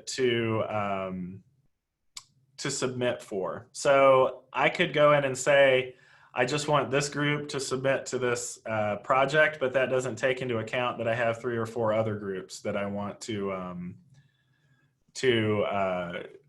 submit. So I'll make groupings, and hopefully I'll make that clear in just a second. That's a really good question, though, and that's where everybody gets confused. So how can you assign another group name for the same assignment? So I think what you're asking, Rashida, is if you have, like, how can you have the mountain goats and the bighorn sheep submitting to the assignment? That's already set up because we have, that's already set up because we've selected in our settings the grouping that contains all of those groups. So under group submission settings, we've selected the grouping for student groups, Montana Animals project groups. And then hopefully this won't get too confusing, but if we go to groups, we'll see the groupings. The grouping Montana Animal Projects groups contains bighorn sheep and mountain goats. So if the bighorn sheep submit to that assignment, they will all be graded separately than the mountain goats. Likewise, if we had more groups inside of this grouping, I don't know, elk, whitefish, whatever, they would also, one person from their group submitting would submit for everybody in the group. So the groupings are collections of groups that help assignments and forums and other activities understand how to distribute those groups. So yeah, it's always confusing. That's why I made the screenshot. You've got groups, which are students together, but then you have groupings, which are groups of groups, and that's how you assign them to activities and such. So Rashida has mentioned differentiation. I want to talk about that just a bit because this is a really powerful tool that you can use for differentiation. Let's imagine that I had different assignments for different students. So I'm gonna just duplicate this Montana Animal Project here. And maybe I'll call this Montana Animal Project Blue and Montana Animal Project Red. So let's say that this Montana Animal Project, or actually I'm just gonna call this really, I wouldn't do this in a real class, but just so you guys understand what I'm thinking here. Because remember, students can see the post here. So if you have advanced learners and you have remedial learners and you want to differentiate, you can actually use the groups to do that. So let's say that this one, if I go in here and edit settings, and let's say that I've made a group, and again, under restrict access that we were using earlier, I'm going to add a restriction based on a group. And let's say that the bighorn sheep are my advanced learners. I am going to give this assignment, and maybe up here, I'm going to give these students also include a video of your animal in its habitat and create a play based on their behavior. I don't know, something crazy like that. These are your advanced learners, right? We're giving these students to go the extra mile, the chance to do something better, but bigger and crazier. But that's the bighorn sheep group. So I'll save and return to course. So this for advanced learners is only for the bighorn sheep. Maybe I know that those bighorn sheep are my advanced learners, but they don't know because they can't see they can't see, you know, the other one. So here's for my remedial learners. I'm going to go into edit settings. Again, I'm going to restrict access. I'm going to add a restriction based on a group, and I'm going to say the mountain goats. Maybe the mountain goats are my remedial learners. And I would differentiate this maybe downwards. Only one page required or something like that, right? So I'm differentiating my assignments for learners that maybe struggle to give them sort of a different path. So now I save and return to the course. And in that same place right there, the people in the Bighorn sheep are going to see the project for advanced learners, and the mountain goats people are going to see the remedial learners. So if you use access restrictions and groupings, you can create completely separate pathways through the content for people that you have identified as being advanced, remedial, intermediate, however you like to do that. We do this in the classroom sometimes. And you know, when I was an 8th grade teacher, I used to do it based on data, like the students' performance data. So every week I would regenerate like where you are leveled in the class. So a student can move up or a student might need to move down based on any number of factors. We know that students are affected by all kinds of things in their lives. So you could differentiate by creating groups of students that need that remediation or need that advanced work and allow them to take completely different paths through the content. So yeah, differentiation is really cool. There's a presentation on Friday at 11 a.m. Presented by Troy Patterson. He's an administrator from Dearborn Public Schools in Michigan that's called Differentiation in Moodle. If you're interested in differentiating in Moodle, I'd strongly recommend you go to that. Troy's a really gifted educator, and I think you'll really enjoy that. So if this differentiation stuff starts your juices flowing, then yeah, you're going to want to go to that. Yes, Rashida, I can share that link, and I'll do so right now. That's a great suggestion.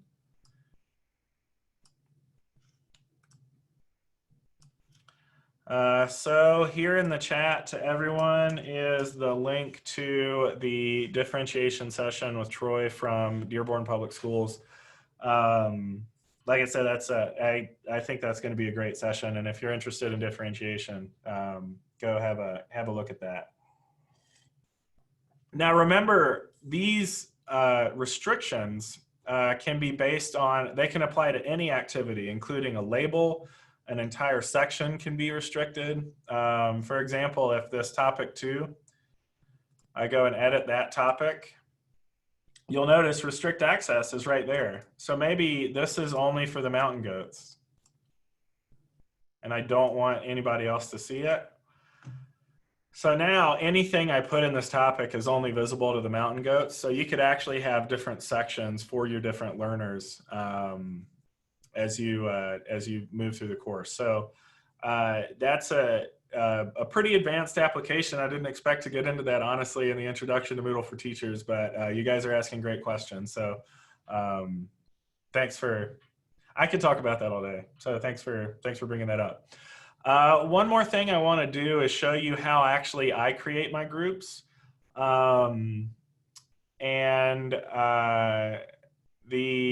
Oh yes, Peggy, great question. The keynote will be finished by the time the differentiation class starts. I think I might have an incorrect time on the page. I'll go and correct that after the, don't worry, you're not gonna miss the keynote. So when I create groups in my classes that I teach, I do so randomly, and I don't go through and deliberately add each student. I use an auto create feature. So if you click course management, this would be a good thing for you to click along with. From the front page of your Sandbox course, you click that course management drop down and go to groups again, just like we did before. I am going to use this auto create groups feature right here. So click the auto create groups button. Now, I could create a naming scheme. So in the naming scheme, you can say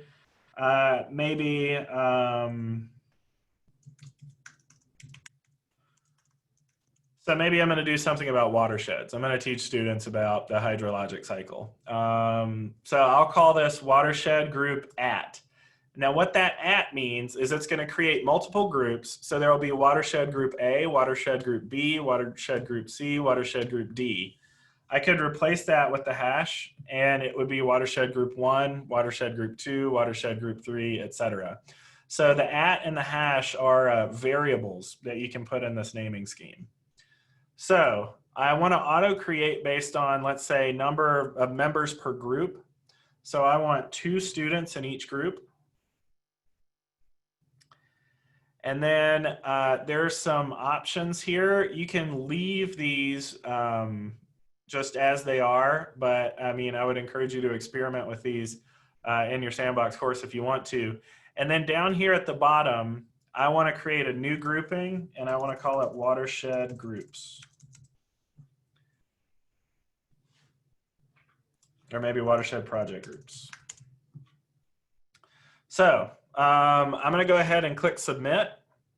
And now what Moodle is going to do is it's automatically going to put 2 students per group in watershed group 1, watershed group 2, watershed group 3. Now if I look under groupings, it's also at the same time created a grouping for me. The watershed project groups, which contains watershed project 1, 2, and 3. So instead of going and manually putting all those users in, you can use Moodle to randomly create those groups for you. So if I head back to my sandbox course now, we'll see that if I want to, for example, this Q&A forum, if I go in here and I edit settings, and I go down to common module settings, and I'm setting it to separate groups, now my watershed project groups show up there too. So I can have one assignment that's the Montana Animals Project groups and another assignment that's the watershed project groups. So you can group and regroup your students as you move forward in the class. So maybe in the first week you have a project with one set of groups, and then in the second week you have a project with a completely different set of groups. So this is how, when I'm teaching, I shuffle and reshuffle students so they're constantly interacting with new students in the classroom. Especially, I think this is an especially important element for teaching. We really drive peer engagement this way by getting students to work with one another. And so yeah, that's how you would create that. And then you see here that this Q&A forum is divided up by watershed project groups, and this one's divided up by Montana Animals Project groups. Elaine, that's a great question. You can auto-create, you can edit the auto-created groups once they're created. I'll show you how to do that real quickly. Don't feel like you need to come along here. Let's say that I know that Anne and Elisa are mortal enemies, and I don't want them to be in the same group. All I have to do is click this watershed group 1 and click add or remove users. So I'm going to get Anne out of here because they're just going to fight. But I happen to know that Aaron's a really nice kid and he's going to deal with Elisa pretty well. So I'll put him in there. And then I need to go find Aaron's other group. Let's see, this group, watershed group 3. So I'm going to remove Aaron out of that group, and then I'll put Elisa in here so that way I've modified the group. So you can edit those groups anytime that you want to. So let's ask this question to everybody. So everybody have a look in the chat. Trisha asked a good question. Trying to conceptualize groups. How are you primarily using this in a blended setting, or are you so students can work together in real life, or have you used groups with remote learning where students aren't ever actually in the same physical space? Personally, I've done them both. I teach a freshman seminar course here at Carroll. And I have a real life course. And so I will sort the students into groups using Moodle, and I'll actually have them come into the room and check Moodle and say, okay, what group are you in? I want the mountain goats over there. I want the bighorn sheep over there. I want, so I can use that to separate them out in real life. But you can also have them, and I've done this as well remotely, usually with faculty training, because I train faculty here a lot. I'll have faculty separated into different groups and doing collaborative project development. So if anybody else wants to answer that, I'm fully open to hearing from other people. Just raise your hand and unmute yourself. This is Emily. We've used groups. I work for the U.S. Forest Service. We've used it to group students in for doing all their pre-work for submissions in multiple different ways. We do teach academies, so like month-long trainings, usually in person, but we'll group them according to theirs so we could quickly look to see if they've completed their pre-work ahead of time. And then we've also created other groups in there so we can see, in our case, by geographic region to see, so that's an easier search function. So we've used it multiple different ways so far, but learning lots more now that we can implement next year. Cool. Anybody else want to talk about groups?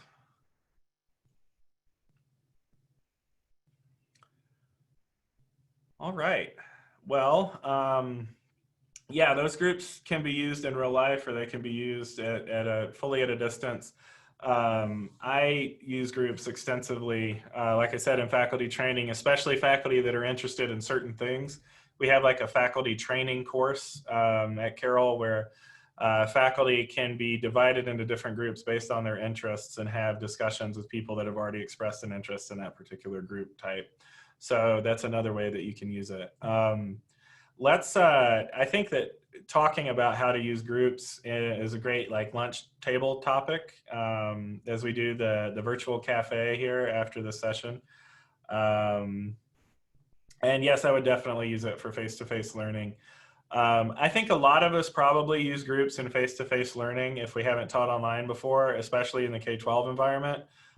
Group projects are really common. So the way that I use it, I just use Moodle to drive the group creation and communicating to the students which groups they're in so that they can know when they come into the course. All right, so what I wanted to do for the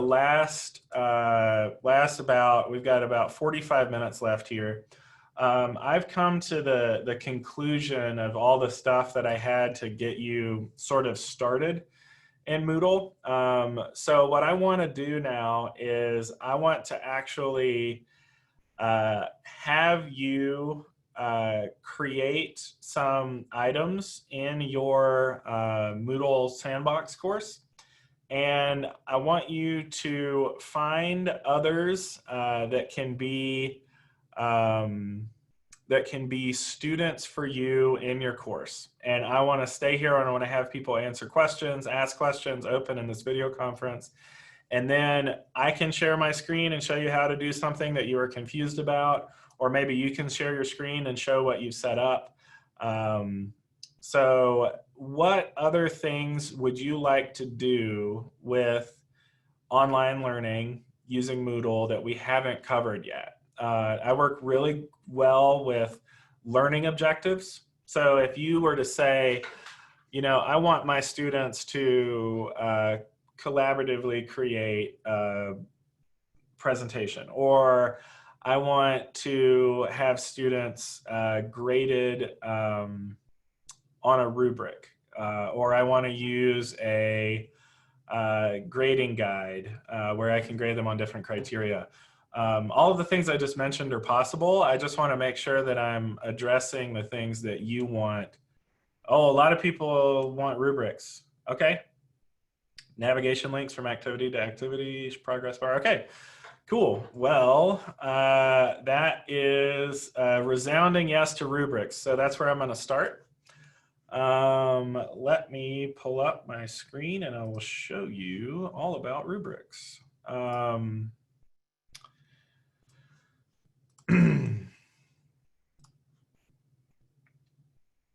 I love rubrics. I use them all the time.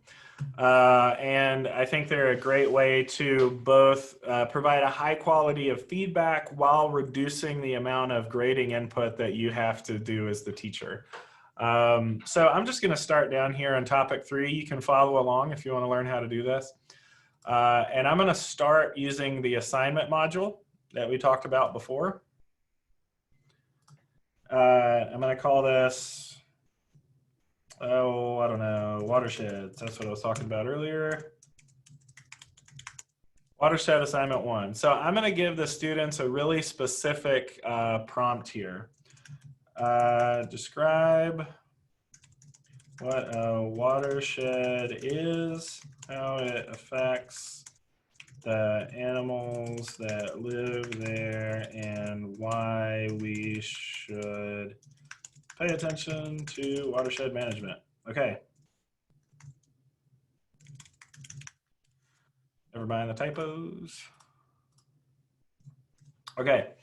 So this is my assignment. I want students to describe what a watershed is and answer this sort of complex multi-layered question.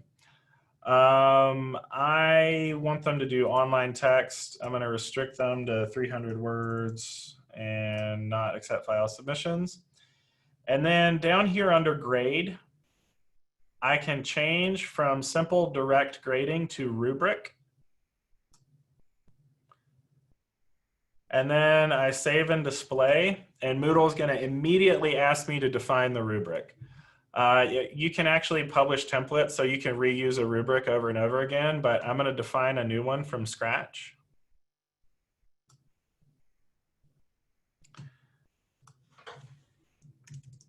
And then maybe I'll call this watershed rubric. And I just click to edit all these different areas. So answer defines watershed. There is no response is a 0 answer. Definition of watershed poor or incomplete.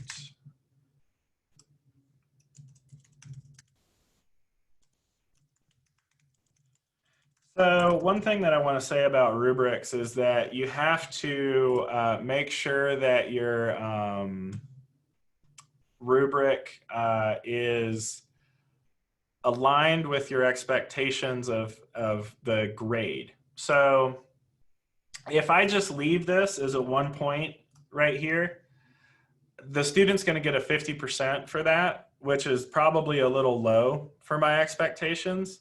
So let's say that really what I want is I want them to get maybe like a 80 for that, and I want them to get 100% for this. So I can modify my rubric so that no response is a 0, but we all know that grading kind of starts at 60 or 70. So you don't really want to be giving students a 50% using your grade. You kind of want your rubric to be aligned with your expectation of what comes out the other end. So now I'm going to add a criteria. I'm going to say answer explains how watersheds affect the animals that live there. Again, there is no response is your 0 level. Poorly explains effects on animals. Excellent explanation of effects on animals. And then there was one other bit to my question. Explains why we should care for watersheds. I hope there's not a science teacher in the room because this probably seems really silly. So there is no response. Poorly explains why they should be managed. And excellent explanation. Okay, so what I've done is I've created a rubric here, just really quickly going through and typing all this stuff out. And when I save this rubric and make it ready, now I'm ready to grade my students. So let's say I'm going to go into grade. And all I need to do, I'm kind of dealing with a small window here, so I'm going to make this a little bit bigger. All I need to do is, let's say that Bruce's response was here. Of course, he didn't respond to anything, but I just go through and I click the different levels, right? And I say mediocre. Sorry, Bruce, if you're watching. And then I click Save Changes. And when the student comes in and sees this, they'll see my response in the rubric. So let me pick an Amy student here, and I'll show you what it looks like for her.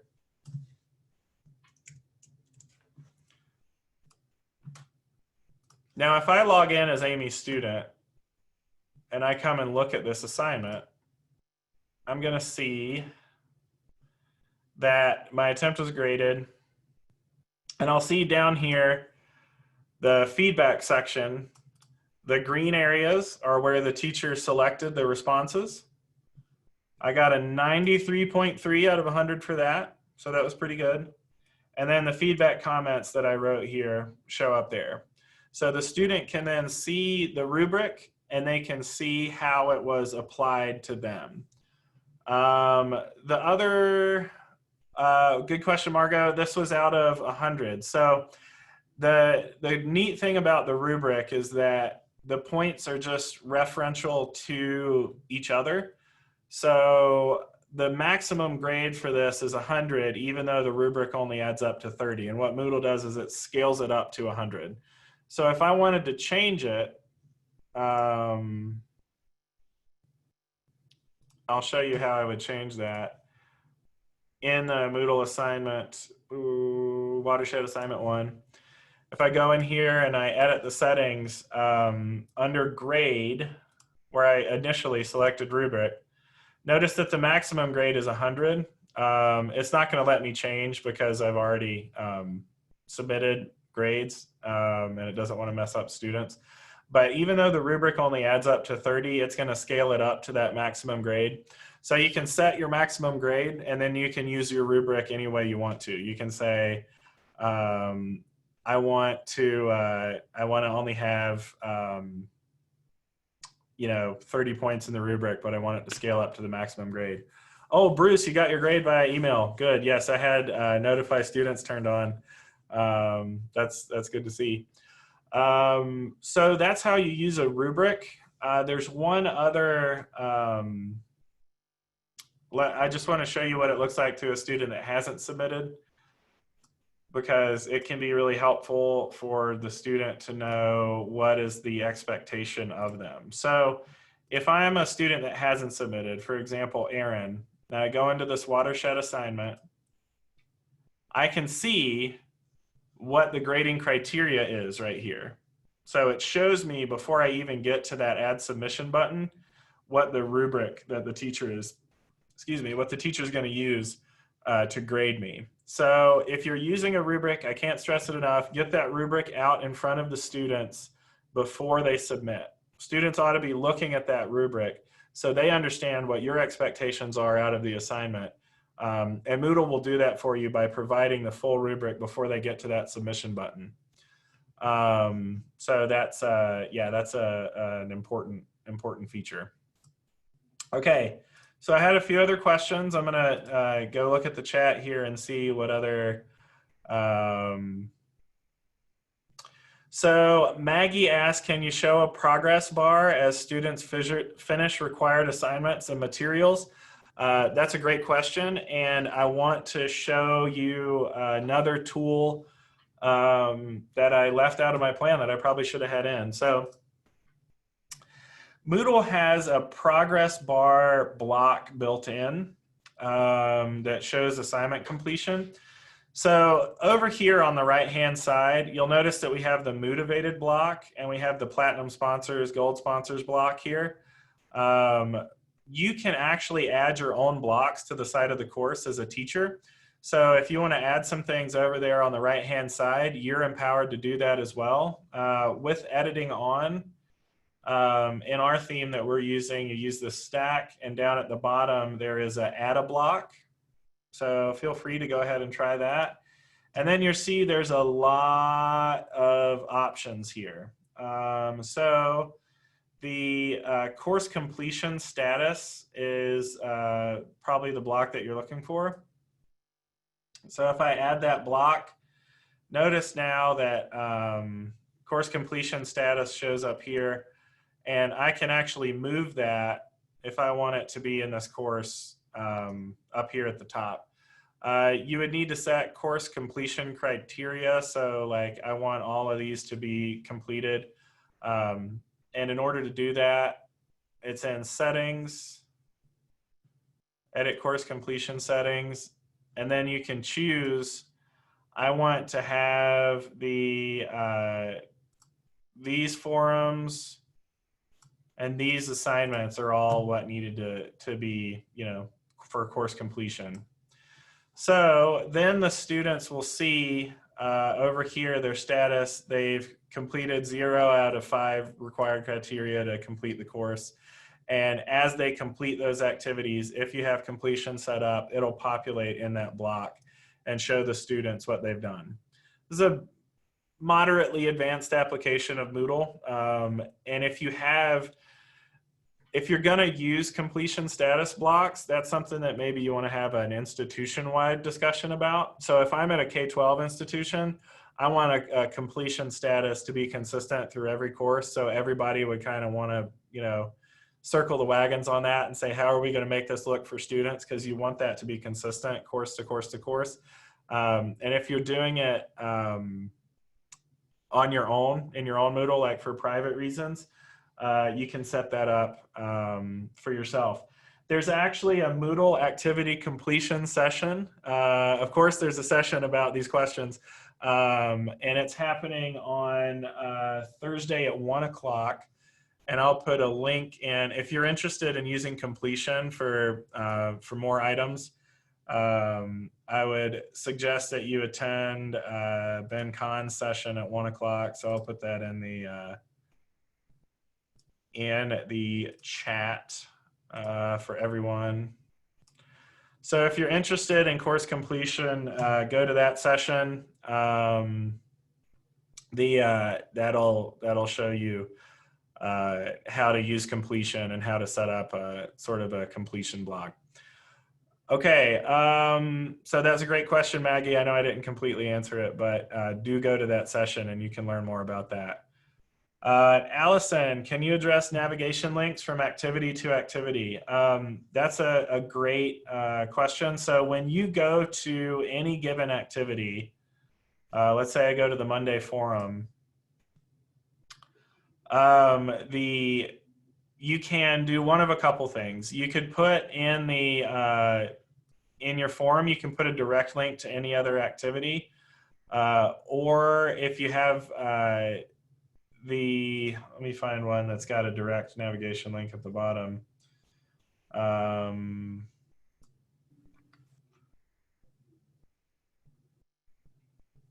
There's this jump to.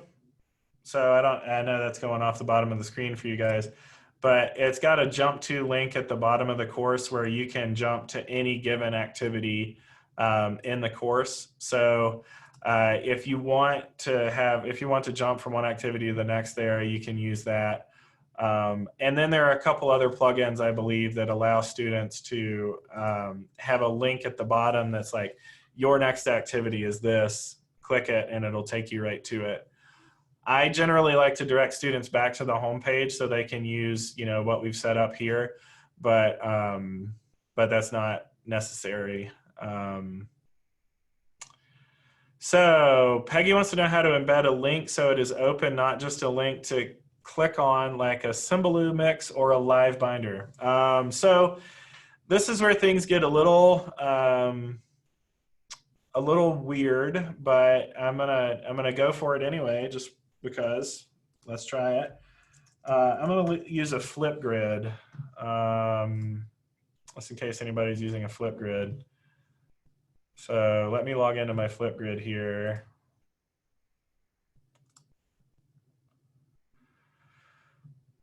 So if you're using some sort of external thing like Flipgrid or Symbaloo or whatever else, and you want to have it embedded inside of your Moodle, so it's not a link that you click out, but it's actually a page that shows up within your Moodle, you can do that.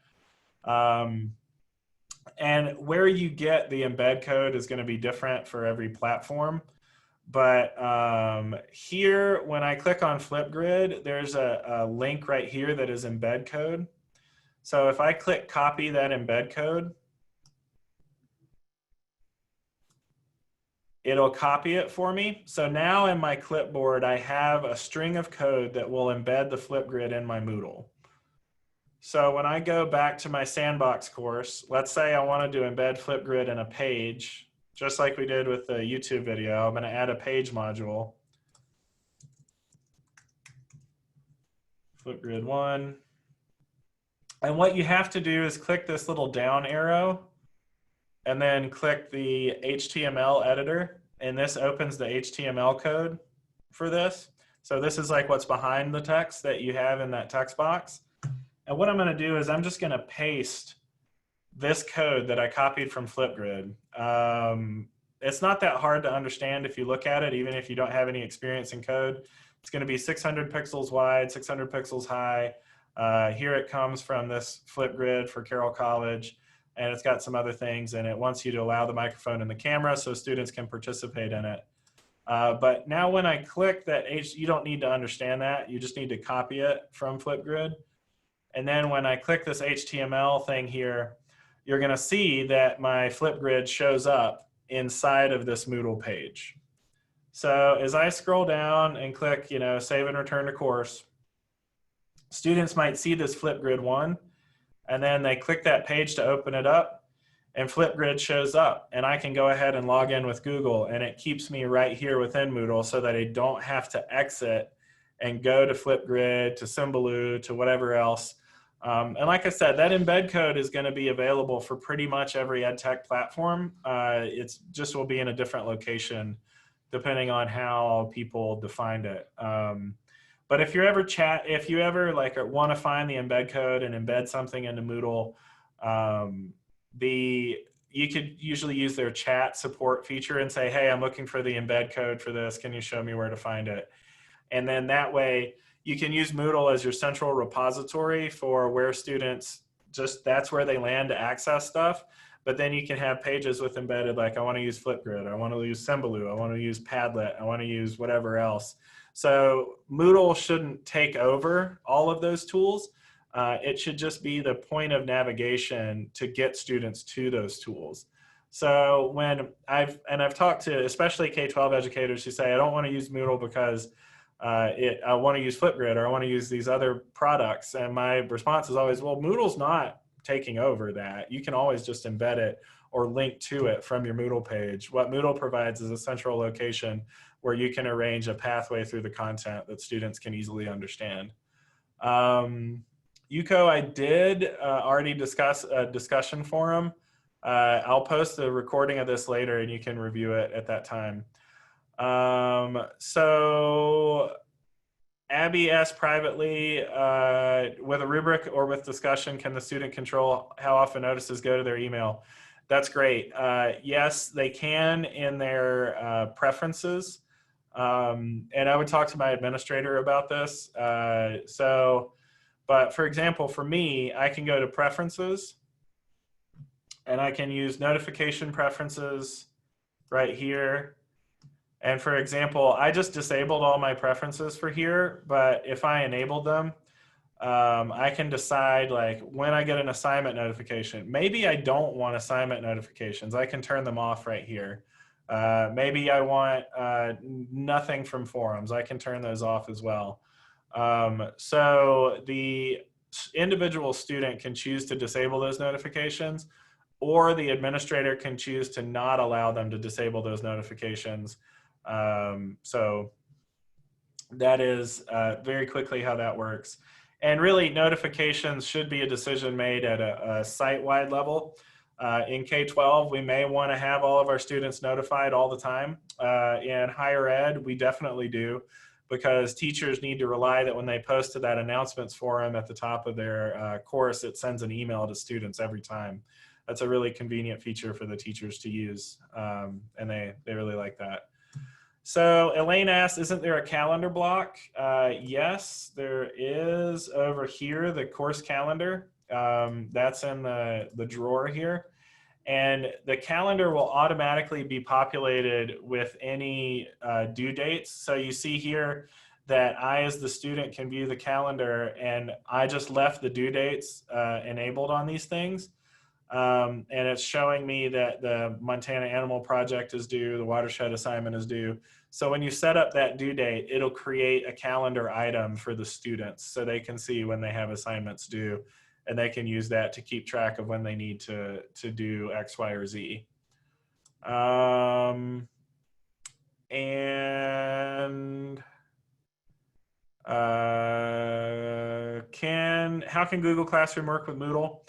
If you have Google Suite enabled, like we do at Carroll College, you can actually, when you make an assignment in Google Classroom, it can be linked to Moodle, and you can lock the Google Doc for editing, for example, once a student submits it. That's a frequent question that we get. How do I make sure my students don't go back and fix up their Google Doc after they've submitted? If you do that integration, then that's one of those features that you can get with Moodle. And so Google Classroom and Moodle can work back and forth together, but you need to make sure that your district or your school has your Moodle account and your Google account linked. That's an administrative step that whoever's in charge of your Moodle has to take. It's quite possible, and I think it's reasonably easy. So I would, if you're interested in that, I would go for that for sure. So Peggy, we don't have a session on self-paced professional development, I don't think, but if you go to that Moodle activity completion session, that's gonna get you a long way to creating a self-paced course. Okay, so we've got about 15 minutes here. I'll field any other questions that you have. And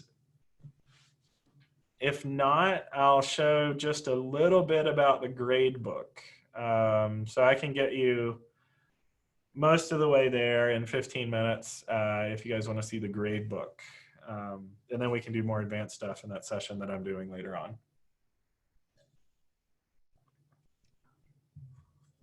Okay, I'll take that as a yes. So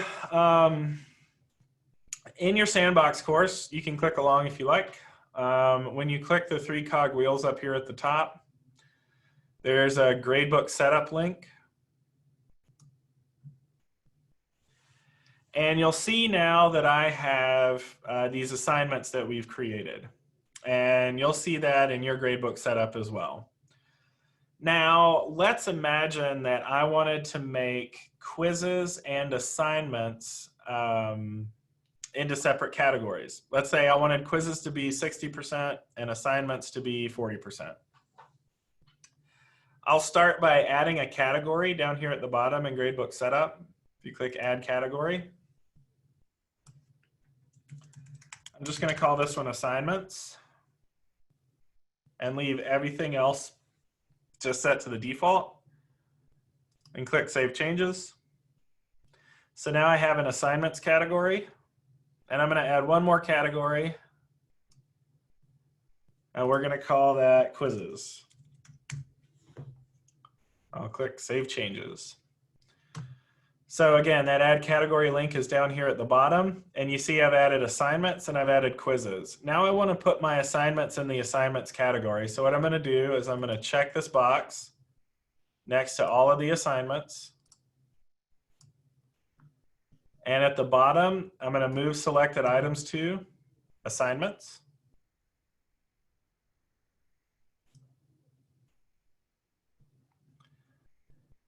And then let's say I wanted to add this Tuesday quiz into quizzes. I'll select that one. And again, move selected items to quizzes. So I want you all to take a look at the weights column here in the grade book. Can anybody explain to me what on earth that weights column is doing? And if you can explain it accurately, I'm gonna give you 50 moot coins.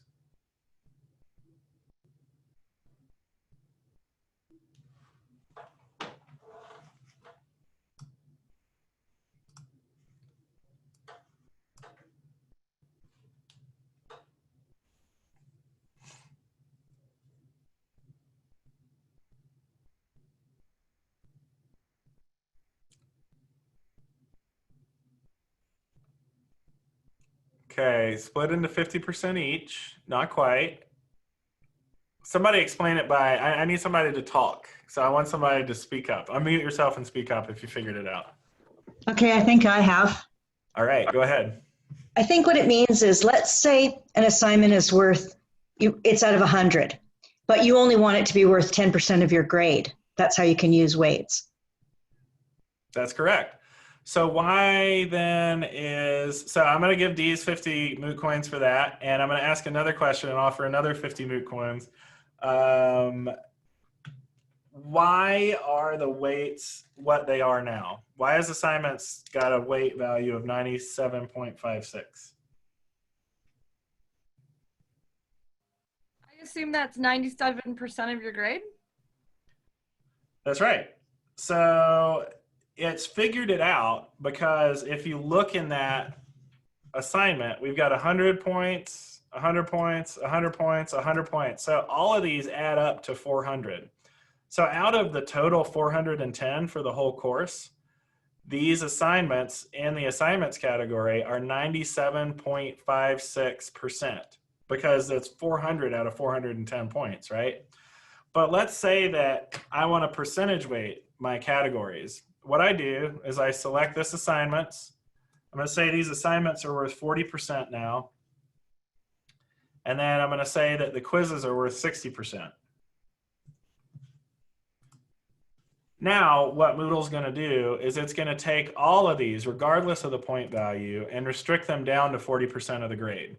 So I could have 1 billion points in here to 10 points in here, and still the assignments are only going to add up to 40% of the total. Same deal here. Even though this is only 10-point assignment, it's going to count for 60% of the grade. Notice that I have to have my weights columns add up to 100. If you look here in this category, you'll see that each of these 400 points assignments are worth 25% each, right? That makes sense because they're all worth 100 and there are 4 of them. They're equally weighted. And this one right here in this category is worth 100% of the 60%, even though it's only 10 points because it's the only item in the category. So you can, categories are like Russian dolls. You can nest one inside of the other, and every time you go to a different level, you get a different set of 100 points for weighting. So now let's say that Tuesday assignment's really valuable. I want to make it worth 50%. Can anybody tell me another 50 points on the line here for what's going to happen if I click save right now? What will the weight of Montana Animal Project for Advanced Learners be?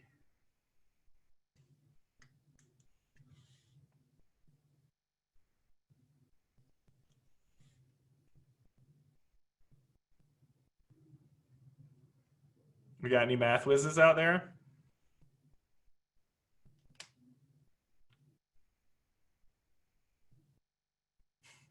Less than 50? 10%? Rashida, you're pretty close. I'm going to go ahead and save changes and see what happens. Oh, 17.5. Karen D, close. 16.6 repeating. So what it's done is it's taken the, so I've given this one 50%, and it's taken the remaining 50% and divided them equally among those 3 assignments. So I know, couldn't do the math in your head. So if you divide 50 by 3, what you get is 16.6 repeating, and that is that's what we have happening there. Yes, I was an English teacher too. I just rely on Moodle to do the calculations for me. So that's the quick introduction for how to use the Moodle gradebook. You can also add grade items that aren't related to an activity in Moodle. If you create a graded item in Moodle, it's going to automatically put it in the gradebook. But you could also use Moodle to grade things outside of Moodle. So if I click Add Grade Item down here at the bottom, let's say this is my in-class quiz that I gave students a grade for, like I took up papers and graded them. I'm going to grade that out of 10, just like the other one. And then as I'm seeing a grade category here, I can add that to my grade category quizzes and click Save Changes. Now I have a manually graded item here. I've got the Tuesday quiz and then maybe in-class quiz 1. And they're both equally weighted because I made them both worth 10 points.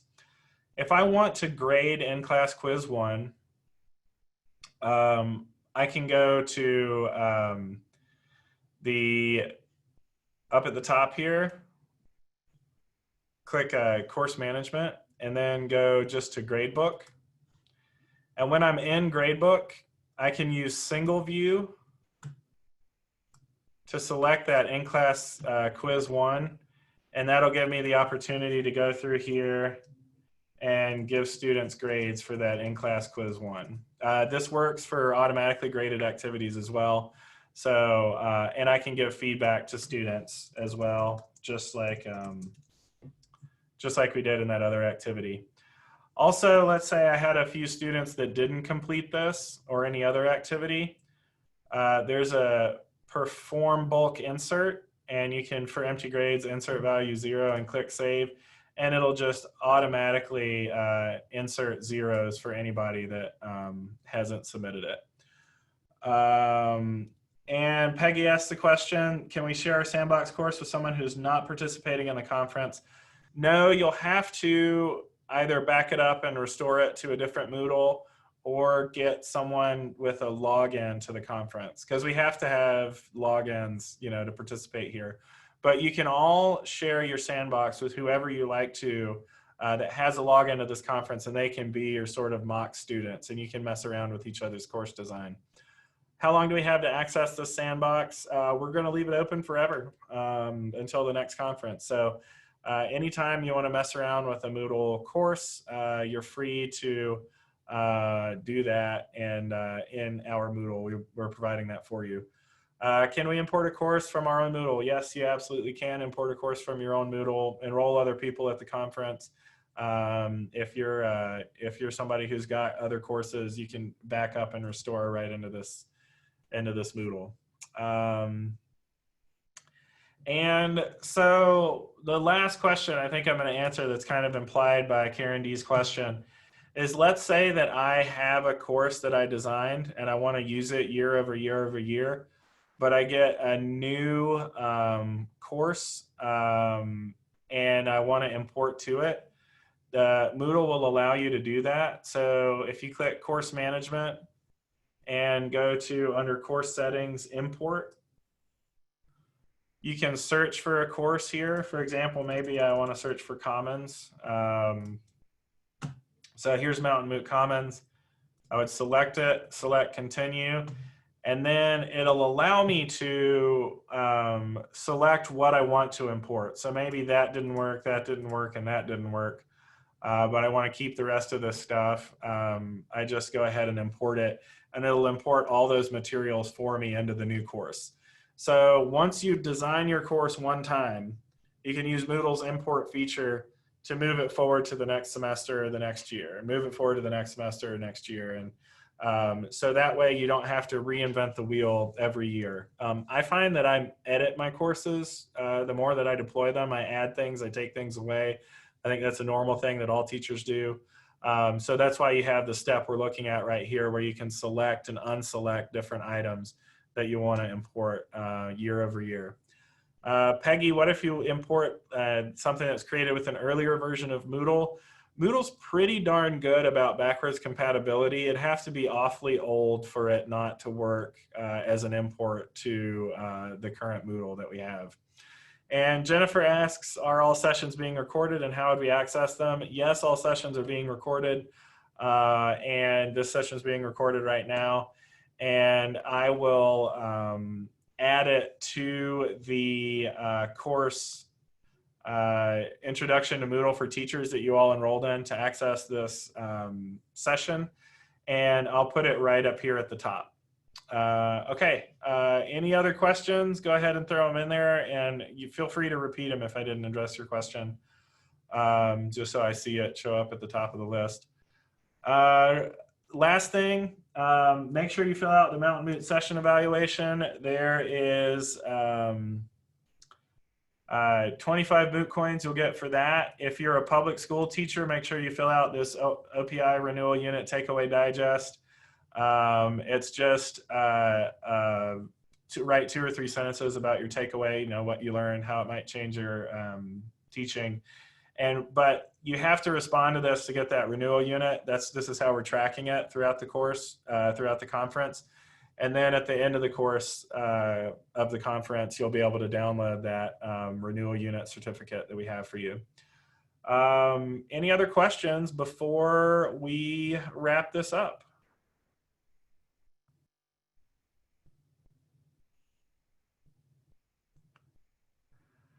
All right, thanks everybody. That's very, very kind comments. I appreciate that. Again, if you have other things that you want to talk about, find me or find each other during the lunch session. We're gonna have that. We're gonna have the same Remo thing set up where you can go to different tables and talk to everybody. And yeah, so do participate in that lunch. It'll be a really good time.